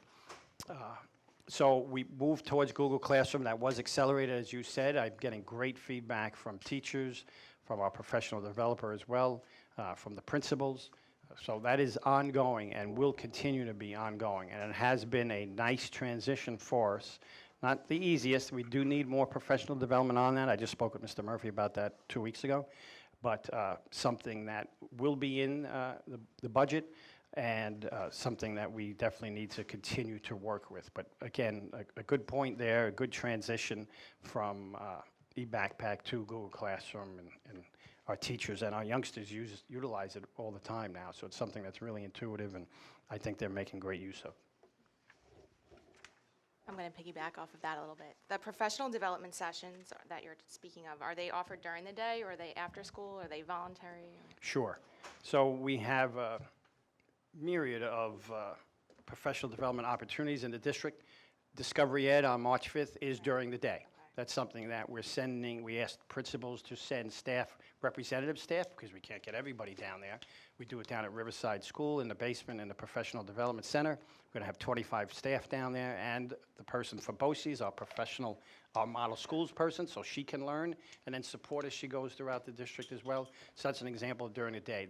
The school-wide enrichment is also during the day, but we just had a great presentation the other day from one of our teachers, Amy Eckelman, who just, I think, did she earn her doctorate today? She did. She earned her doctorate today, one of our E&L teachers from Watson and Hewitt Schools, so congratulations to Dr. Eckelman. I'll have to tell her we gave her a shout out here. She does great professional development through our Teacher Center after school for the E&L groups. Anyone that needs E&L, has E&L students in their classrooms, she opens it up to all of them. She does a lot around play therapy, and so that's an example of something that happens after school. So we do it during the school, after school. We're starting to do more work during the summer as well. It's kind of 24/7 with us with professional development. Thank you. I think it's really important. Chris, when you choose curriculum programs, who's involved in making that decision? Give me an example of a curriculum, like the Putnam, Westchester, BOCES digital social studies K-5. So we'll meet with teachers, we'll bring in key players, and we'll go to perhaps a BOCES training or something along the lines of that. We'll bring a principal. I mean, when we do a full-on adoption, for example, of the investigations math program, we had principals, we had teachers, we did pilots over the course of months. We had special education teachers, E&L teachers, general classroom teachers. So we did that a couple of years ago over the course of several months, a half a year really, and put a lot of time and effort in. We had parents' feedback on that through my PTA curriculum committee. So a lot goes into that. Things like this reflex math piece, which I just spoke about today, that's something, again, our math folks shared with me. We always do a little pilot. I try to get everything as free as possible or as cheap as possible. So I always talk to people about, hey, it's Rockville Center, you know, it's a big district, and we're going to pilot this for you, and you're going to give it to us at a very reduced cost, if there's any cost at all. And then if we run with it, obviously, I'll talk about it with other districts and things like that. So no one person, I'm certainly not sitting upstairs, Noreen's not sitting downstairs, decreeing curriculum or anything like that. We definitely get a lot of people at the table to have those conversations and decisions. But for example, even with that math piece, we got the math experts to do some early legwork on it and research, come back, we try it out with some folks, and they say, oh, this is great, we got to do this, and then we'll put some resources, some money, some human capital behind it to get it moving forward. Questions? Yeah, one more follow-up. I don't know if this week is the right week or next week, but last year we made changes to our FLES program. Yeah. This week, next? That's the first time we said FLES, talking about budget, right? We said we weren't going to talk about FLES and budget, and so I appreciate it brought up in that. Yeah, that's right. That's exactly right. You are exactly right. FLES, from having spoken to all of our FLES teachers, is having a great year. And I actually have them scheduled to present at my PTA curriculum committee on March 26th, I believe. It's a Thursday night, and I can get some more information from them. But they say it's really kind of honed their focus, and the additional minutes, right? We cut it down, but had additional minutes, really has helped them get to where they need to be. Extended learning in the class with the kids at that time. The attention span has been good. So from something that we thought would be a negative, that the teachers feel that we were able to get some lemonade out of that piece, to borrow a phrase. But I'll have more specifics for you as we move forward. And then just one more for me. Going back to technology for a second, the rollout of the new smart boards, I forget what they're called. but Yeah. Is it as they break across the district, or is it kind of more So, pocketed? the teachers want them all now, I know, but that's why I'm they really can't have them. So, it's more along the lines of as they break, we replace them. The monitors, like these older ones here, are still working, so we're not going to start taking down things that are working and replacing them just yet. I mean, they're really nice monitors, so in new spaces, those are the ones we're using because we feel that's the direction we're going to go in. And they are in all the Stellar centers and the high school and middle school library, and they are in some classrooms because those people have smart boards that weren't functioning. I don't want people to get the message, though, that... I was going to say. Right, so Yeah, go into the we're gonna- hammer and, right, go into the hammer and tomorrow you'll get a new one, right. No, but they all have a life. Yeah. And, you know, the life expectancy for some of them are better than others. If it works in a classroom, we want it to be there. Right. But, you know, as it nears its life, what Mike does every single year, Mike, and we can talk about that when he comes in. He discusses with us the life cycle of all of these different pieces of equipment.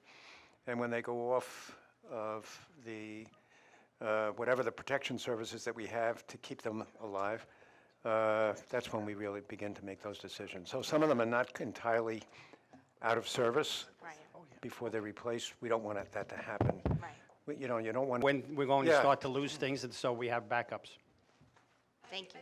I think it's really nice too that I'm happy to hear the conversation about the Chromebooks. I know a lot of people have been asking about it. It's something that comes up every year, so I think that's really important that we're having that conversation and talking about piloting that and seeing how that looks, what that's going to look like. So thank you for. You know, Liz had said, just when are we going to be prepared? We've been working on this now for about 2 months, and we're really hoping to get some Chromebooks into the school district as soon as possible to test them out. It's a multivariate problem. I mean, there are a lot of things. When you talk about life cycles, anytime you're dealing with a laptop that you have to open up and close every day, they're much more vulnerable to damage. We have found that the durability of the iPads has been extraordinary. Even with the keyboards attached to them, and with Google now in place in the high school, I know that Mr. Murphy and his staff have essentially kind of reported back to us, give us a little bit more time with this thing because it seems to be catching on a little bit better in the relationship between kids and their teachers. So we're not anxious just to jump in because people are saying they'd like that technology. There's a lot of things that we need to discuss with you guys before we move forward. All right? Thank you. Thank you, Dr. Pelletieri. Oh, you're welcome. Moving on, So- Dr. Johnson? I don't have to introduce her any more than she... Dr. Leahy, please, go right ahead. Thank you. And Chris, I'm so glad that you mentioned Amy's defense, because I've just been on this, just such a happy kind of high, no pun intended, all day. I went to Amy's defense today, Dr. Eckelman's defense at Malloy. The reason why I went, other than, of course, to encourage her, was I was Amy's guidance counselor. When I got here, she was a junior.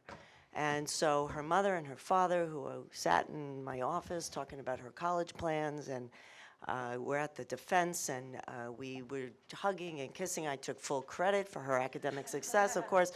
But I also was reflective of a teacher in our district earning her doctorate, and there are others, teachers, that have earned their doctorates. I was inspired to go back and earn my doctorate being an employee here in Rockville Center Schools, as was Chris. And I think we did it because we're just kind of surrounded by this desire to learn and grow and encourage others to do the same. And I think it's really a testament to the district. And so I congratulate Amy Eckelman publicly, and she did a beautiful job today, a really excellent job presenting her study. I'm far too young to have been Amy's counselor or teacher. Oh, thank so, you, Dr. So Pelletier. otherwise, I would have taken credit. Yeah. So, like the curriculum and instruction budget, the special education and pupil personnel budget encompasses a lot of different areas. And as Chris alluded to before, we really work very cooperatively. When we come up with an idea or want to present something new to a budget, if we can't manage it alone, we kind of work together to try to make sure that all students are exposed to access to the curriculum in the best possible way.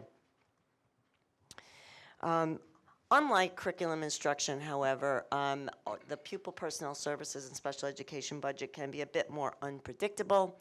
We have to be able to be prepared to respond to students who may need extra help, extra support to access the curriculum. We're never really sure when new students might enter with these particular needs, either as a new entrant or coming in as a kindergarten student. So we have to be try to predict that as best as we can. Much of our budget is prescribed by regulation and determined by the current makeup of the student body, as I said, which is susceptible to change. It's very, very rewarding to provide these support services for all students so that they can access the curriculum despite medical, emotional, academic, or any other learning challenges. There is a program, the part of my budget does also include a couple of programs that affect all the students regardless of academic needs. One of them is the summer program, and so this part of the budget doesn't include the salaries, but it doesn't include all the supplies, postages, transportation to run the summer program. You see in the lower right-hand corner of these slides, I did put the amount of money that comes out of the budget and the approximate percentage of the overall PPS special ed budget that it encompasses. The summer program is also a revenue source for us. It's a enrichment opportunities, of course, we have in the K-8 enrichment program, the pre-K program, but also remediation programs for the middle school students, remediation for students taking Regents courses that didn't pass their exams. It offers some employment opportunities, certainly for the teachers and the paraprofessionals in the district and students. We also hire students, and it prepares students for kindergarten readiness. So really a wonderful program. It's grown by leaps and bounds, and we're really excited to offer that every year. Community education is another program that is available to all students and adults as well. It includes adult education in the spring and the fall, Regents Review, that's to help students prepare for the Regents they're going to take in June. Winter ACE, and Project Great, which is our before and after school daycare program. Again, this does not include the salaries, is part of the budget, but it includes the expenditures to run the programs other than salaries. Community ed is a revenue source for the district as well, and it is also an opportunity, the rest of community ed, really another opportunity for enrichment. And it's also a community service because we do some adult ed at the senior center, and that's always really very much enjoyed by our seniors. Oops. About 9% of my budget is related to health services and supplies. So of course the professional development of nurses and occupational therapists, all of our supplies for our nurses, there's a stipend that goes to a district physician. It's actually a small stipend. Our district medical officer is that role is actually carried out by our nurse practitioner in the high school, but we do have to have a district physician for AED certification and to support the athletic trainer. This budget also covers health services for private school students, and that's the schools district families that send their children to private schools, and the other school districts supply nurses. We pay back the other districts for that health service. Some students have severe medical needs requiring one-to-one nursing coverage, which we provide. And from time to time, a family may request an independent evaluation, like a neuropsychological evaluation, and this is where we budget for that as well. Another small portion of the budget is special education supplies and services for just anything that we would need to help students access the curriculum. They may have visual impairment, hearing impairment, other learning challenges, might be CCTVs, braille equipment, wheelchairs and equipment that the nurse's office, larger equipment that they might need, and then we support all our AED equipment as well in this part of the budget. Like Chris, we have a little smaller budget for professional development, but we do have a portion of our budget for professional development and consulting, where we send our PPS staff to conferences and workshops, any professional affiliations, and then bringing in some consulting services for our RISE program, assistive technology. We have a person that comes in and does assistive technology, specifically consulting in that area. And then we have behavioral specialists that come in when we need some extra help with special behavioral interventions. And then, of course, special education strategies and interventions always. I have to say, though, that this is a very, very small percent, less than 1% of my budget. But we also have grants that we use for professional consultation and professional development, where bigger chunks of money are used out of that grant, specifically for the purposes of special education.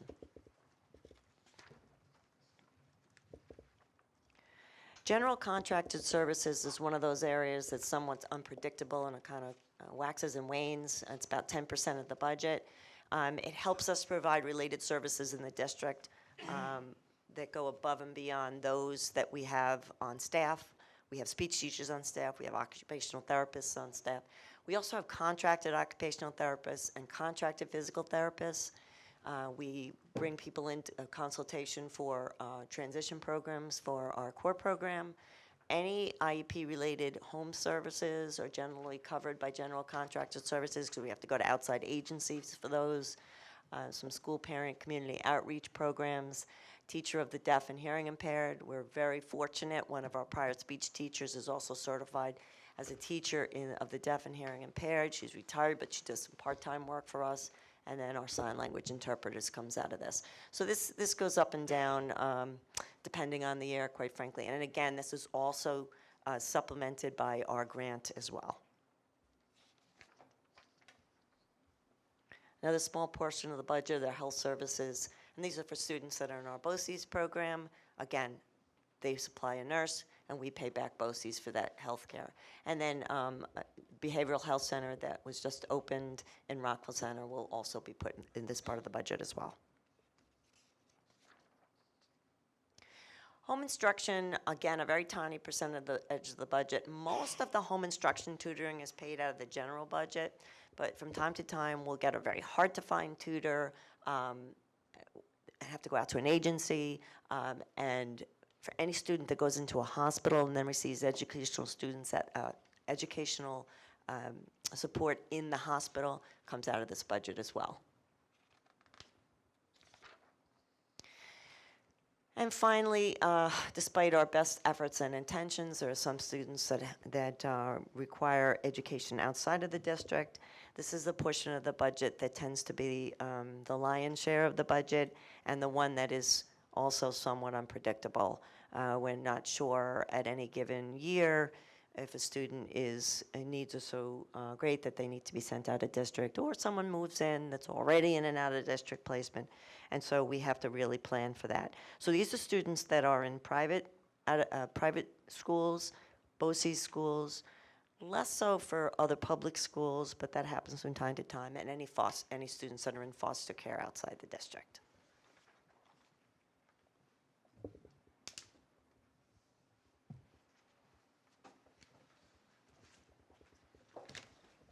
Thank you. Any questions?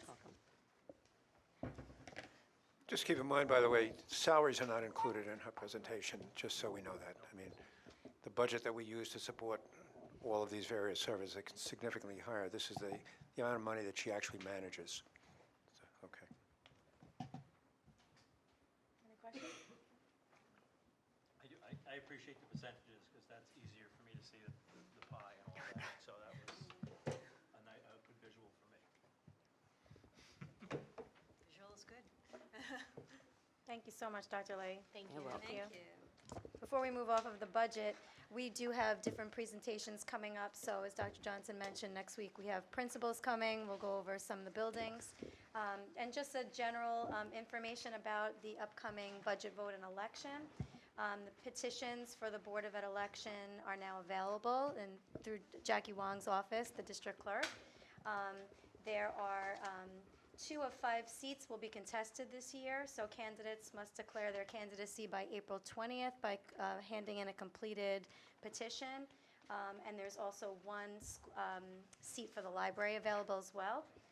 The election and budget vote will be held on Tuesday, May 19th from 7 a.m. to 9 p.m. in the main gym at the high school.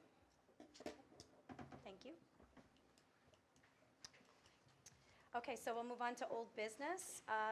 Wanted to follow up with the community regarding the athletic advisory committee that we had created. Our first meeting will be this Thursday, February 27th, and that will be at 4 o'clock in the central office. So what we did was we had put out a notice to the community letting them know how the community advisory committee would be broken up. And there will be 2 board members on this committee, myself and Susan McNulty, our athletic director, Carol Rosetto. We have administrators Sheila McGinn and John Murphy, who will likely alternate on the committee. We have 4 coaches, 2 from the high school and 2 from the middle school. We have booster club presidents who will alternate as well on the committee, and we have 4 members of the community. And we thank everybody who applied. We did have an overwhelming response. We're looking forward to kind of zoning in on some areas that board action might need to be taken. So for an example, we have been looking at policy 6480 here as a board, and we would like some more input on it before we move it to the next stage. So we will take that as our first piece of business and put that policy back up to committee and take the input from the coaches, from the administrators, from the members of the community, and we'll bring that information back to the board to put under advisement so that we could put it back on the table and put it back through the stages. So that meeting again will be on this Thursday. Okay, so that's the only thing I had for old business. We did the gift already, so we are back around to you, Dr. Johnson. You know, I just really want to, again, thank the kids and the teachers from Hewitt School. They were just fabulous. You know, that little skit that they put on with regard to, I know we talk about it all the time, about, you know, don't push that proverbial button. It really brought it home how young you really are when this becomes a meaningful part of your life. It's a little scary in one sense, but it's really welcoming to see that in our programs in the elementary buildings, we're beginning to take this thing on, and the kids develop an understanding and appreciate the relationships that they have to have with one another as real human beings. So that was really very, very touching, at least from my perspective this evening, in addition to the fact that the kids were just wonderful. So I thank them and their families for sharing them with us. And the other thing I just wanted to mention with regard to that is that, you know, if we chose Hewitt, I could have chosen any one of the 5 elementary buildings, and we would have seen a very, very similar presentation.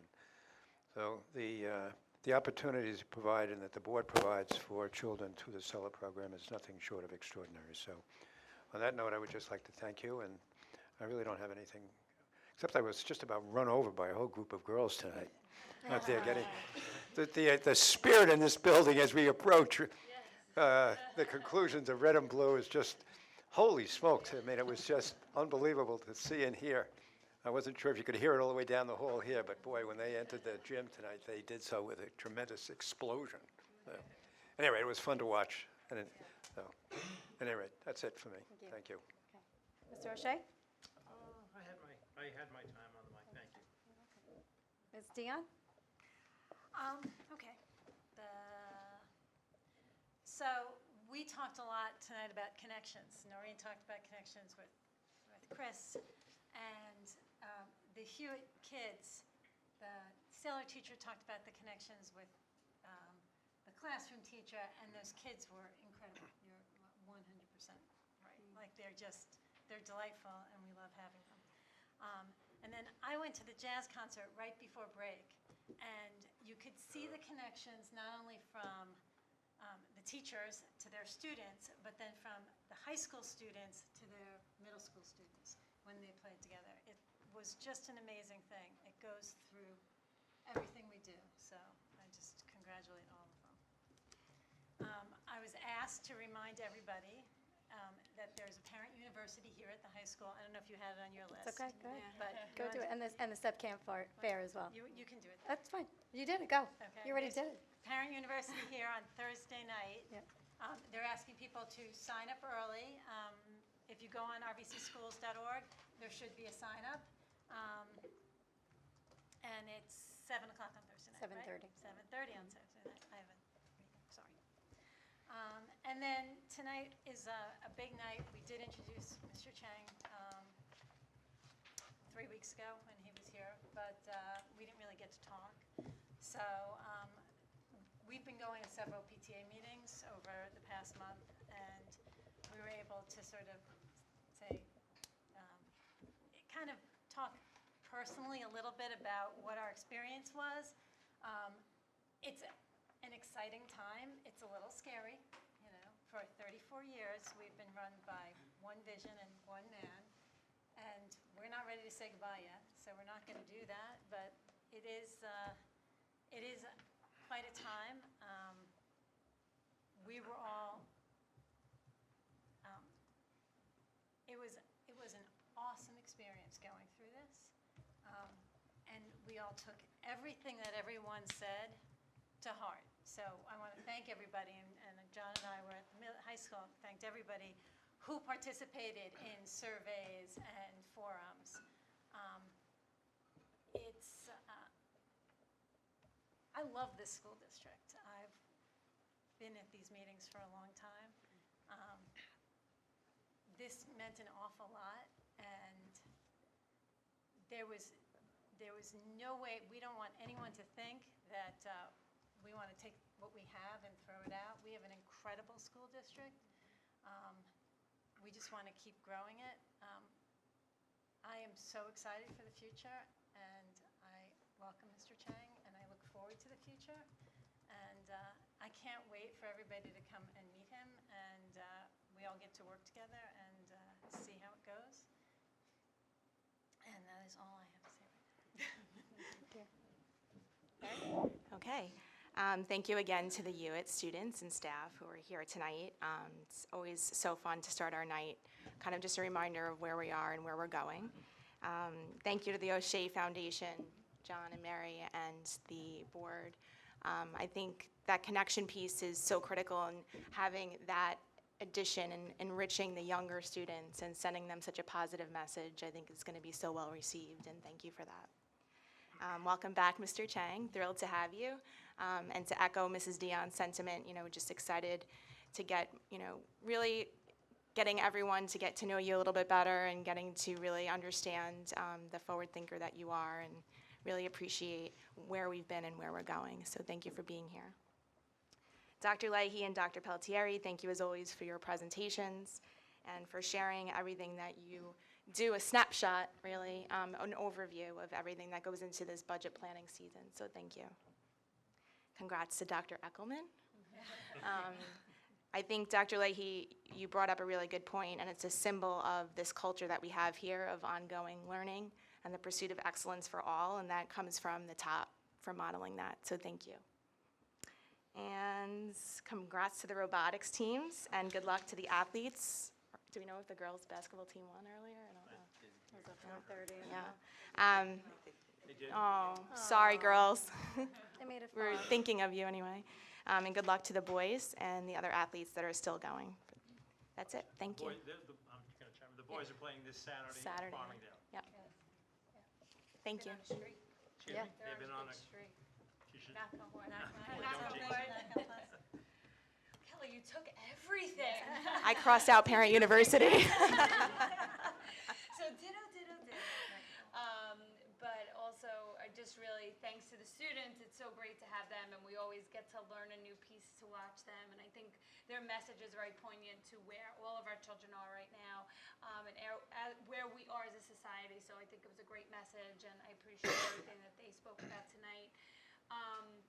a big thank you to Noreen and Chris for your presentations, and it gives us a nice look at what's going on throughout the district and the work that you put into the district. And it's just a snapshot, like Kelly said, but it's a small piece, but it's important for people to hear about that.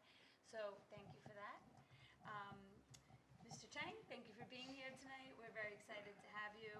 We're excited to sign your contract and have that go forward.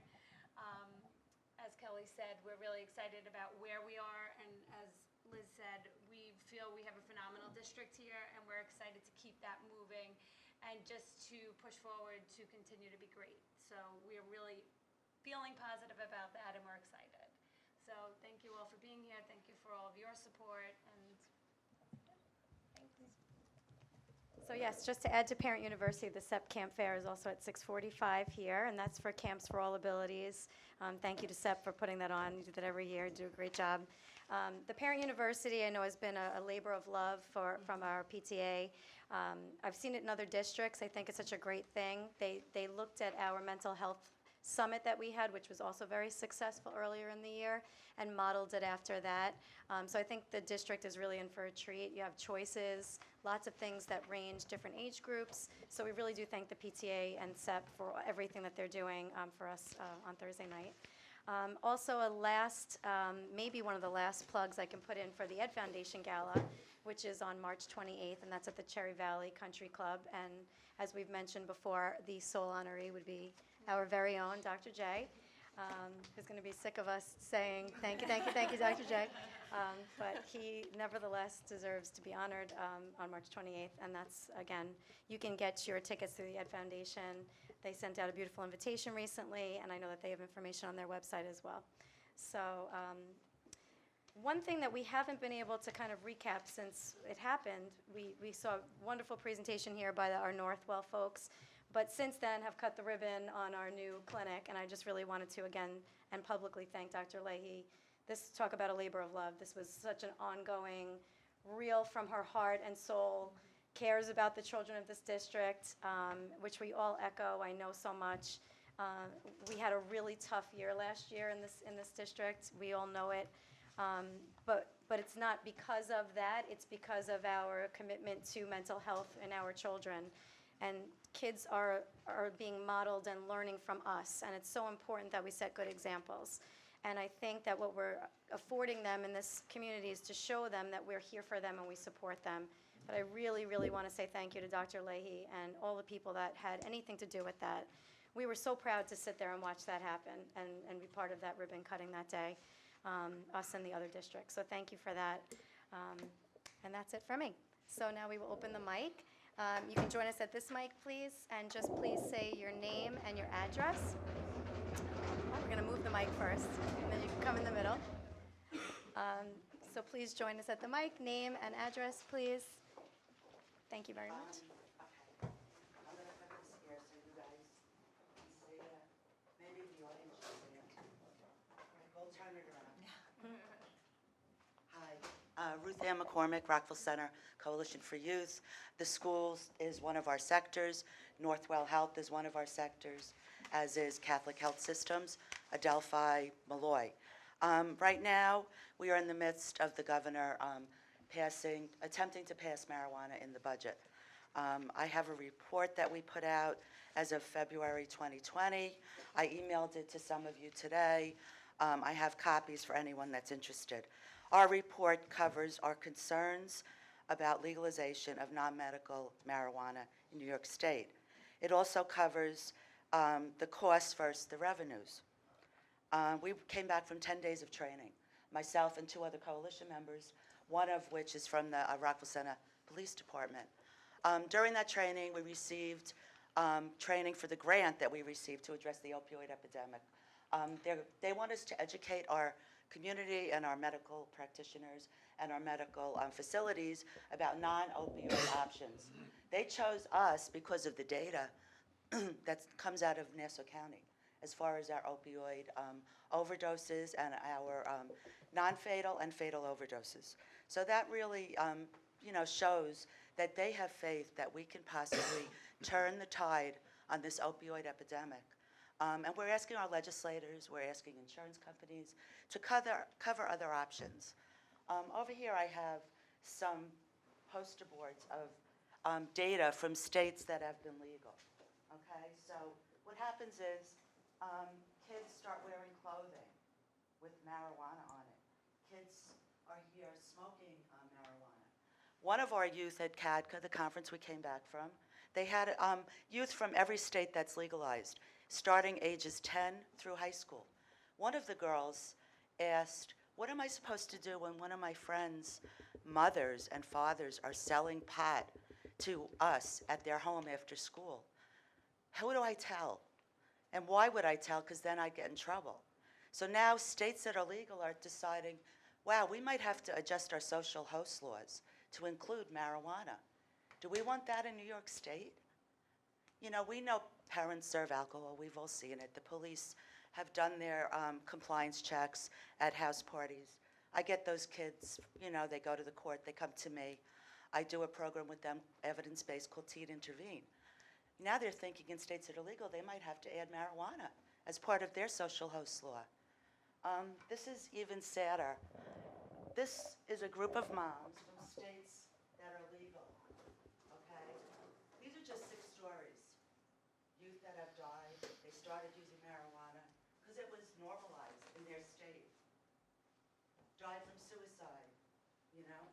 Committed to mental hospitals. Okay, so this is real. This is real evidence. One of these moms called me, John's mom. She heard our governor was going to Colorado.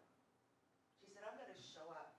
I'm going to hold a picture of my son who started smoking pot because it was legal at 10 years old. He succumbed to suicide in November at 19, all from marijuana. He had no mental illness before the marijuana. He was a student. He was an athlete. Do we want this in New York State?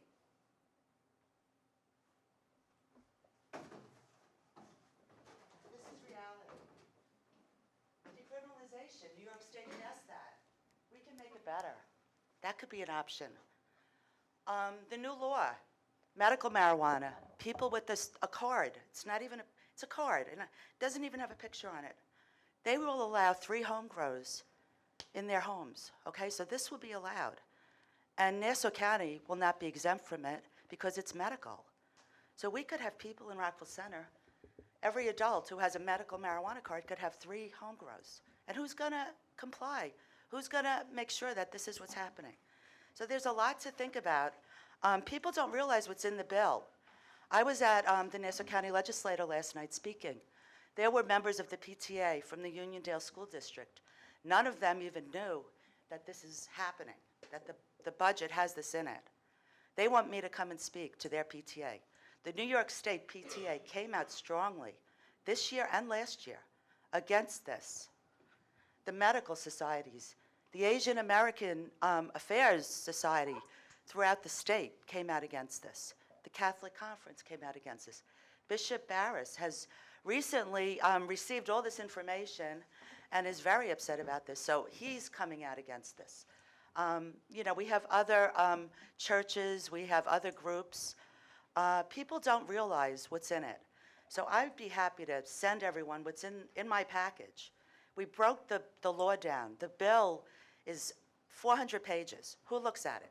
Liz and I do. Liz Boylan and I. So we have it in terms that you can understand. It's important that you know that only 5% of the projected revenues, okay, of $300 million, only 5% could possibly be going to prevention, treatment, and other, you know, education against using substances. Maybe 5% could go to law enforcement. Maybe, you know? This is new data out of Illinois. The projected cost of cannabis legalization in Illinois, $670.5 million in 2020, far outweighs the estimated tax revenue of $566 million. So it's already, they know it's going to cost them more than their projected revenues. In Colorado, for every dollar that they make in revenue, it costs them $4.50 in emergency room visits. In traffic accidents, the fatalities have tripled. And most people that are found causing fatal traffic accidents are, usually have alcohol and marijuana. Okay, so it's poly drug use. And there's no, the only way that they really can tell is if it's a fatality. Otherwise, they have really no way of saying if someone caused an accident that they were high. So this is very important. Everyone needs to be educated, and that's what we do. So if you want more information, I can give it to you. We're also having Alex Berenson speak at Malloy College, which is also one of our sector members, on March 12th. We're hosting him at Malloy. We hope to see everyone there. His book, which I know everyone probably knows about, it's called Parents Tell Your Children the Truth About Marijuana, Mental Illness, and Violence. It's backed up by real data. So please come to Malloy. We're having resource tables, and I hope to see everyone there. Thank you. Thank you for your hard work. How do we do something? Who do we contact to have our voices heard? Okay, I can send everyone the list of representatives for the state. I can send you letters that we've drafted that address the revenue and the impact this will have. How does the public reach out to you? I have my cards. I have a sign-up sheet. I have a website. I'm trying to appeal to the people Yeah. that are watching us. I have a website. I have cards. I have a sign-up sheet. I have flyers with me now. I'm always in the Herald along with John. We're on the front page this week. So I'll be in next week because we did a prevention program at the MLK Center. And those parents didn't even know, that this is in the budget. So we plan to we're having a town hall at the library on March 10th. We're having government officials there. So We have our legislators meeting next Friday as well, and we last year really dug at them about this. I know Dr. Leahy was very vocal, and we completely backed that. So we will take that opportunity again next week when we meet with our legislators to discuss this with them then. yeah, bring up the youth impact. These kids here, they're not our future, they're our present. And we need them to be healthy presently, And doing this, do you want them to see that? It's normalizing it. We know what happens when you normalize alcohol and vaping and nicotine. So thank you. And if you need further information, I have plenty of it. Thank you for your hard work. Thank you.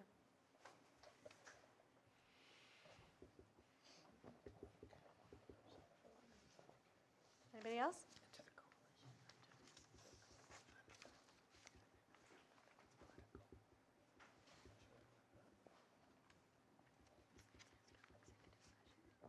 Good evening, Salvatore Romanello, 128 DeMott. There was a statement earlier regarding Ms. Waldman and reaching some sort of accepting a resignation. Was there a settlement agreement reached with Ms. Waldman between the district? We're not going to discuss personal matters. And So I just want to be clear, the board will not disclose whether there was a settlement agreement reached. Is that correct? You want to answer, Dr. J? And you accepted a resignation, so the question is, what does that mean? Was there an agreement or not? I mean, There is an agreement. and when was that reached? 2 weeks ago.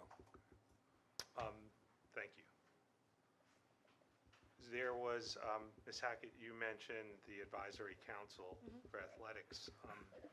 Will the meetings be open to the public? No, we just, committees typically are not open to the public, so the board creates committees. Normally, they're done in the reorganizational section of the meeting in the summer. This one was an ad hoc committee we added during the year. So we had people apply for the committee. I mentioned who was on it. And we're going to set kind of the next meeting once we have our first meeting and determine how many of them we need to get some of the things off of our agenda. Has there been a mandate or a charter of some sort? Has that been put together as to what the authority is or what the goal is of the committee? We're going to talk about it at our first meeting, so we're going to go through the bylaws. That's one of the first things on the agenda is for us to go through what the committee is and what it isn't, because there really still needs to be protocols put in place in terms of athletics. So there's certain things that board would not need to take action on that would be handled at the athletic director level. But things that have to do with policies and procedures that board takes action on would be an example of something that would be to go to committee.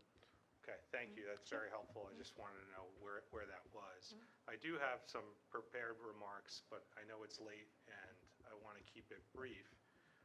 I've been, if not to virtually every board meeting since August, including the public work sessions. And To say that I'm frustrated is really an understatement. I was thinking to myself as I sat here, how can I get to really the nub of all this? And what I was thinking is, it's really kind of the silence from this board on controversial issues.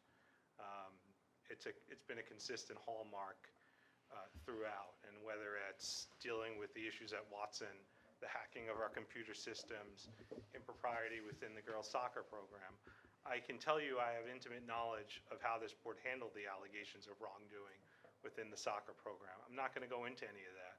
But what I will say is, by failing to hold people accountable with respect to these controversies, what I mean by that is the lack of oversight. Why did certain things happen?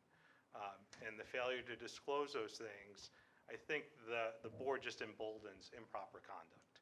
And so, the silence by not taking a position, those have a chilling effect on the community at large.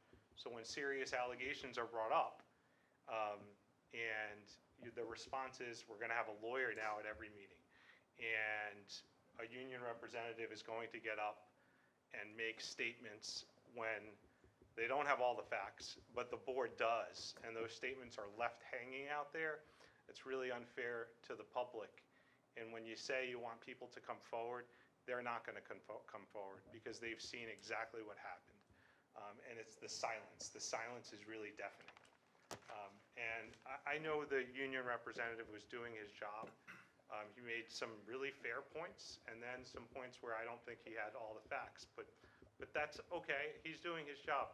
You had all the facts, and that's the problem. You had all the facts, and you didn't take a position on whether conduct was proper or improper. Instead, you're going to look at prophylactic policies. And the union rep made some points about those prophylactic policies. Some of them are really valid. And I wanted to be clear, because there was a comment about helicopter parents. My son 5 years ago was cut from the varsity soccer program. I believe coaches have the right to cut any kid they want. I don't think parents should be involved in that process whatsoever. And from the outset, I took the position that the coaches have to be able to run a program the way they see fit, within bounds. When my son was cut from that program, I had the utmost respect for the coaches and how they handled that. It was in a room, it was alone with the coaches, and an explanation. They were professional, they are honorable people, and my child was better off. And these are the types of things that the union representative was talking about, that relationship, and how those things, when they're handled properly, can build character. I can tell you that my son, if he were here, he would tell all of you the best part of his high school experience was participating in that program. And that's a kid who got cut and learned things and everything else. And I thank those coaches. And the vast majority of the coaches, nearly all of them, are great people and do great things in this district. And we thank them. I thank them for what they had, the impact on my child, and the hundreds of other children that they've impacted. To this day, they still have a relationship. These are the things that athletics build. But you got to contrast that with what happened with the girls' soccer program. I'm not going to get into that. But when you have returning varsity players, not kids that weren't on the varsity, and they're informed that they got cut with an envelope that says, "Congratulations, you're on the JV," meet in a parking lot, that's unacceptable. And I think there's no one in here who would deny that fact. So there's a right way and there's a wrong way to handle things. And when you remain silent, and people can get up here and make statements about helicopter parents and everything else and not have the facts, that has a chilling impact on this community.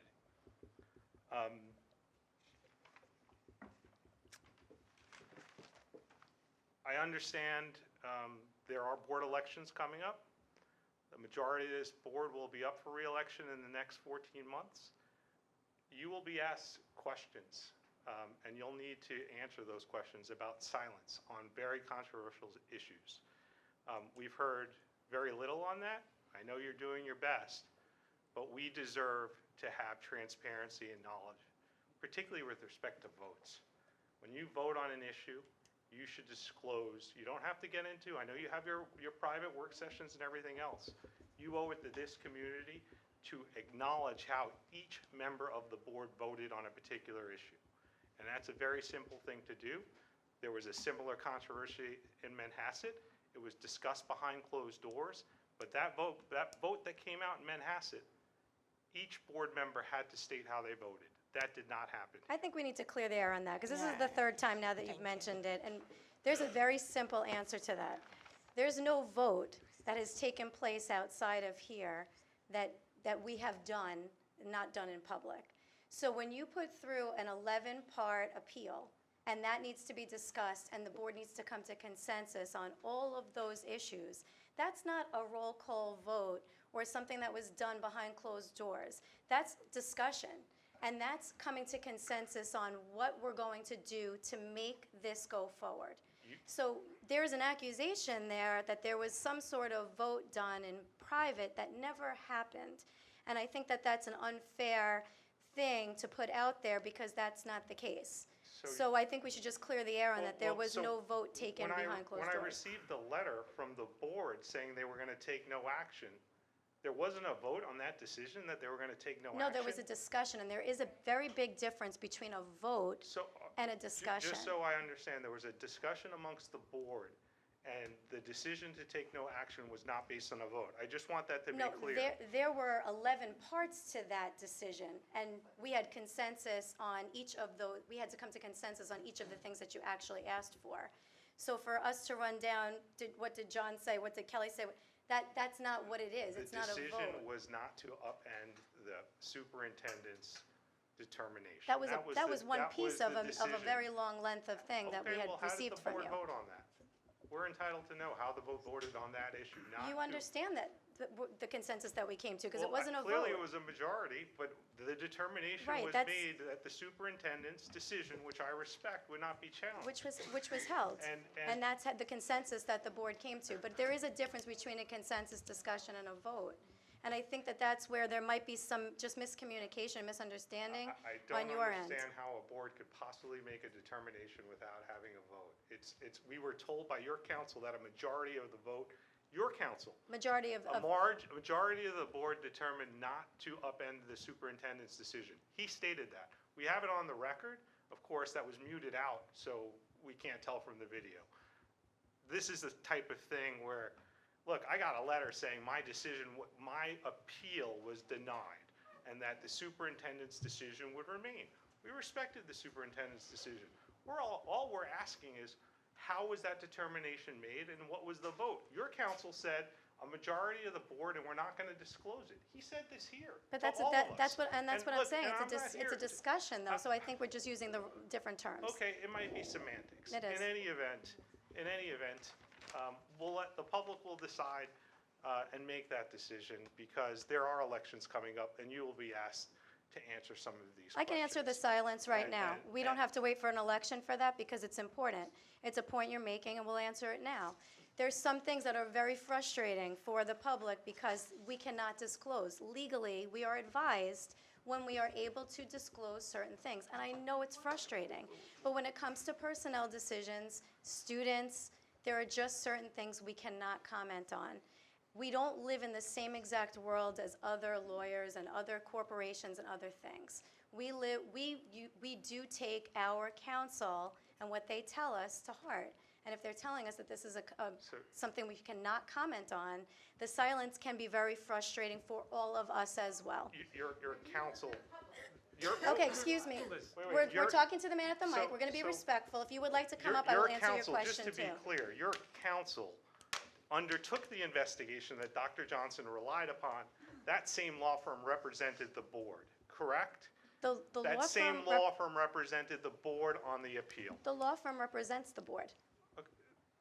The law firm that conducted the investigation, that was relied upon by the administration, also represented the board on the appeal of that decision, correct? Can you clarify the way it works? Because I know this is a question that's come up a couple of times. Sure. The law firm's client is the Board of Education. And so a decision was made based on an investigation of that law firm, and the same law firm represented on appeal, represented the Board of Ed in its decision regarding the appeal, correct? The law firm represents the Board of Education. Okay. thank you. I understand your position, all of that. I know you're doing your best, but there's a certain level of frustration. And at the end of the day, you are the client. So you can have counsel, but it's your determination. You can base it on that decision, and then when you tell us that you want to hear from us, there's a chilling effect. People are not going to come forward. They're not going to sit here like I have for every meeting for the last 6 or 7 months. People are not going to do this. It's fine, maybe the way it's going to be. Thank you very much. We take very seriously everything that everybody says, and we have made a conscious effort to take what we found out and move forward. And that's what our statement was a few months ago. We stand by that. It's time for us to move forward. We've taken a look at what happened in the past, and we're making a commitment to making change for the future. So I'm sorry, it's frustrating if we can't give answers all the time on other issues, but we do take our advice from council on certain things. We have to take the advice of council because that's out of our expertise. So we have to abide by, they're telling us what the law is that we have to comply with, and we're obligated to do that. It would be negligent of us not to take their advice and go the way they do. So it can be very frustrating. For us as well. For us as well, but it is what we are instructed is the proper procedure to go forward with. I'm sorry. Anybody else? Okay. Moving on. Can I have a motion to approve the minutes for the audit committee meeting, the public budget work session, and the special meeting? So moved. Second? Second. Any questions? All in favor? Aye. Can I have a motion to approve financial reports as listed? So moved. A second? Second. Any questions? All in favor? Aye. Aye. Can I have a motion to approve receipt of financial reports as listed? So moved. Second? A second, okay. Any questions? All in favor? Aye. Can I have a motion to approve items for action A through G, and we have 2 addenda? So moved. A second? Second. Any questions? All in favor? Aye. Can I have a motion to retire to executive session to discuss specific personnel and litigation matters? So moved. Second? Second. All in favor? Aye. Thank you. Our next meeting would be next week. We will see you on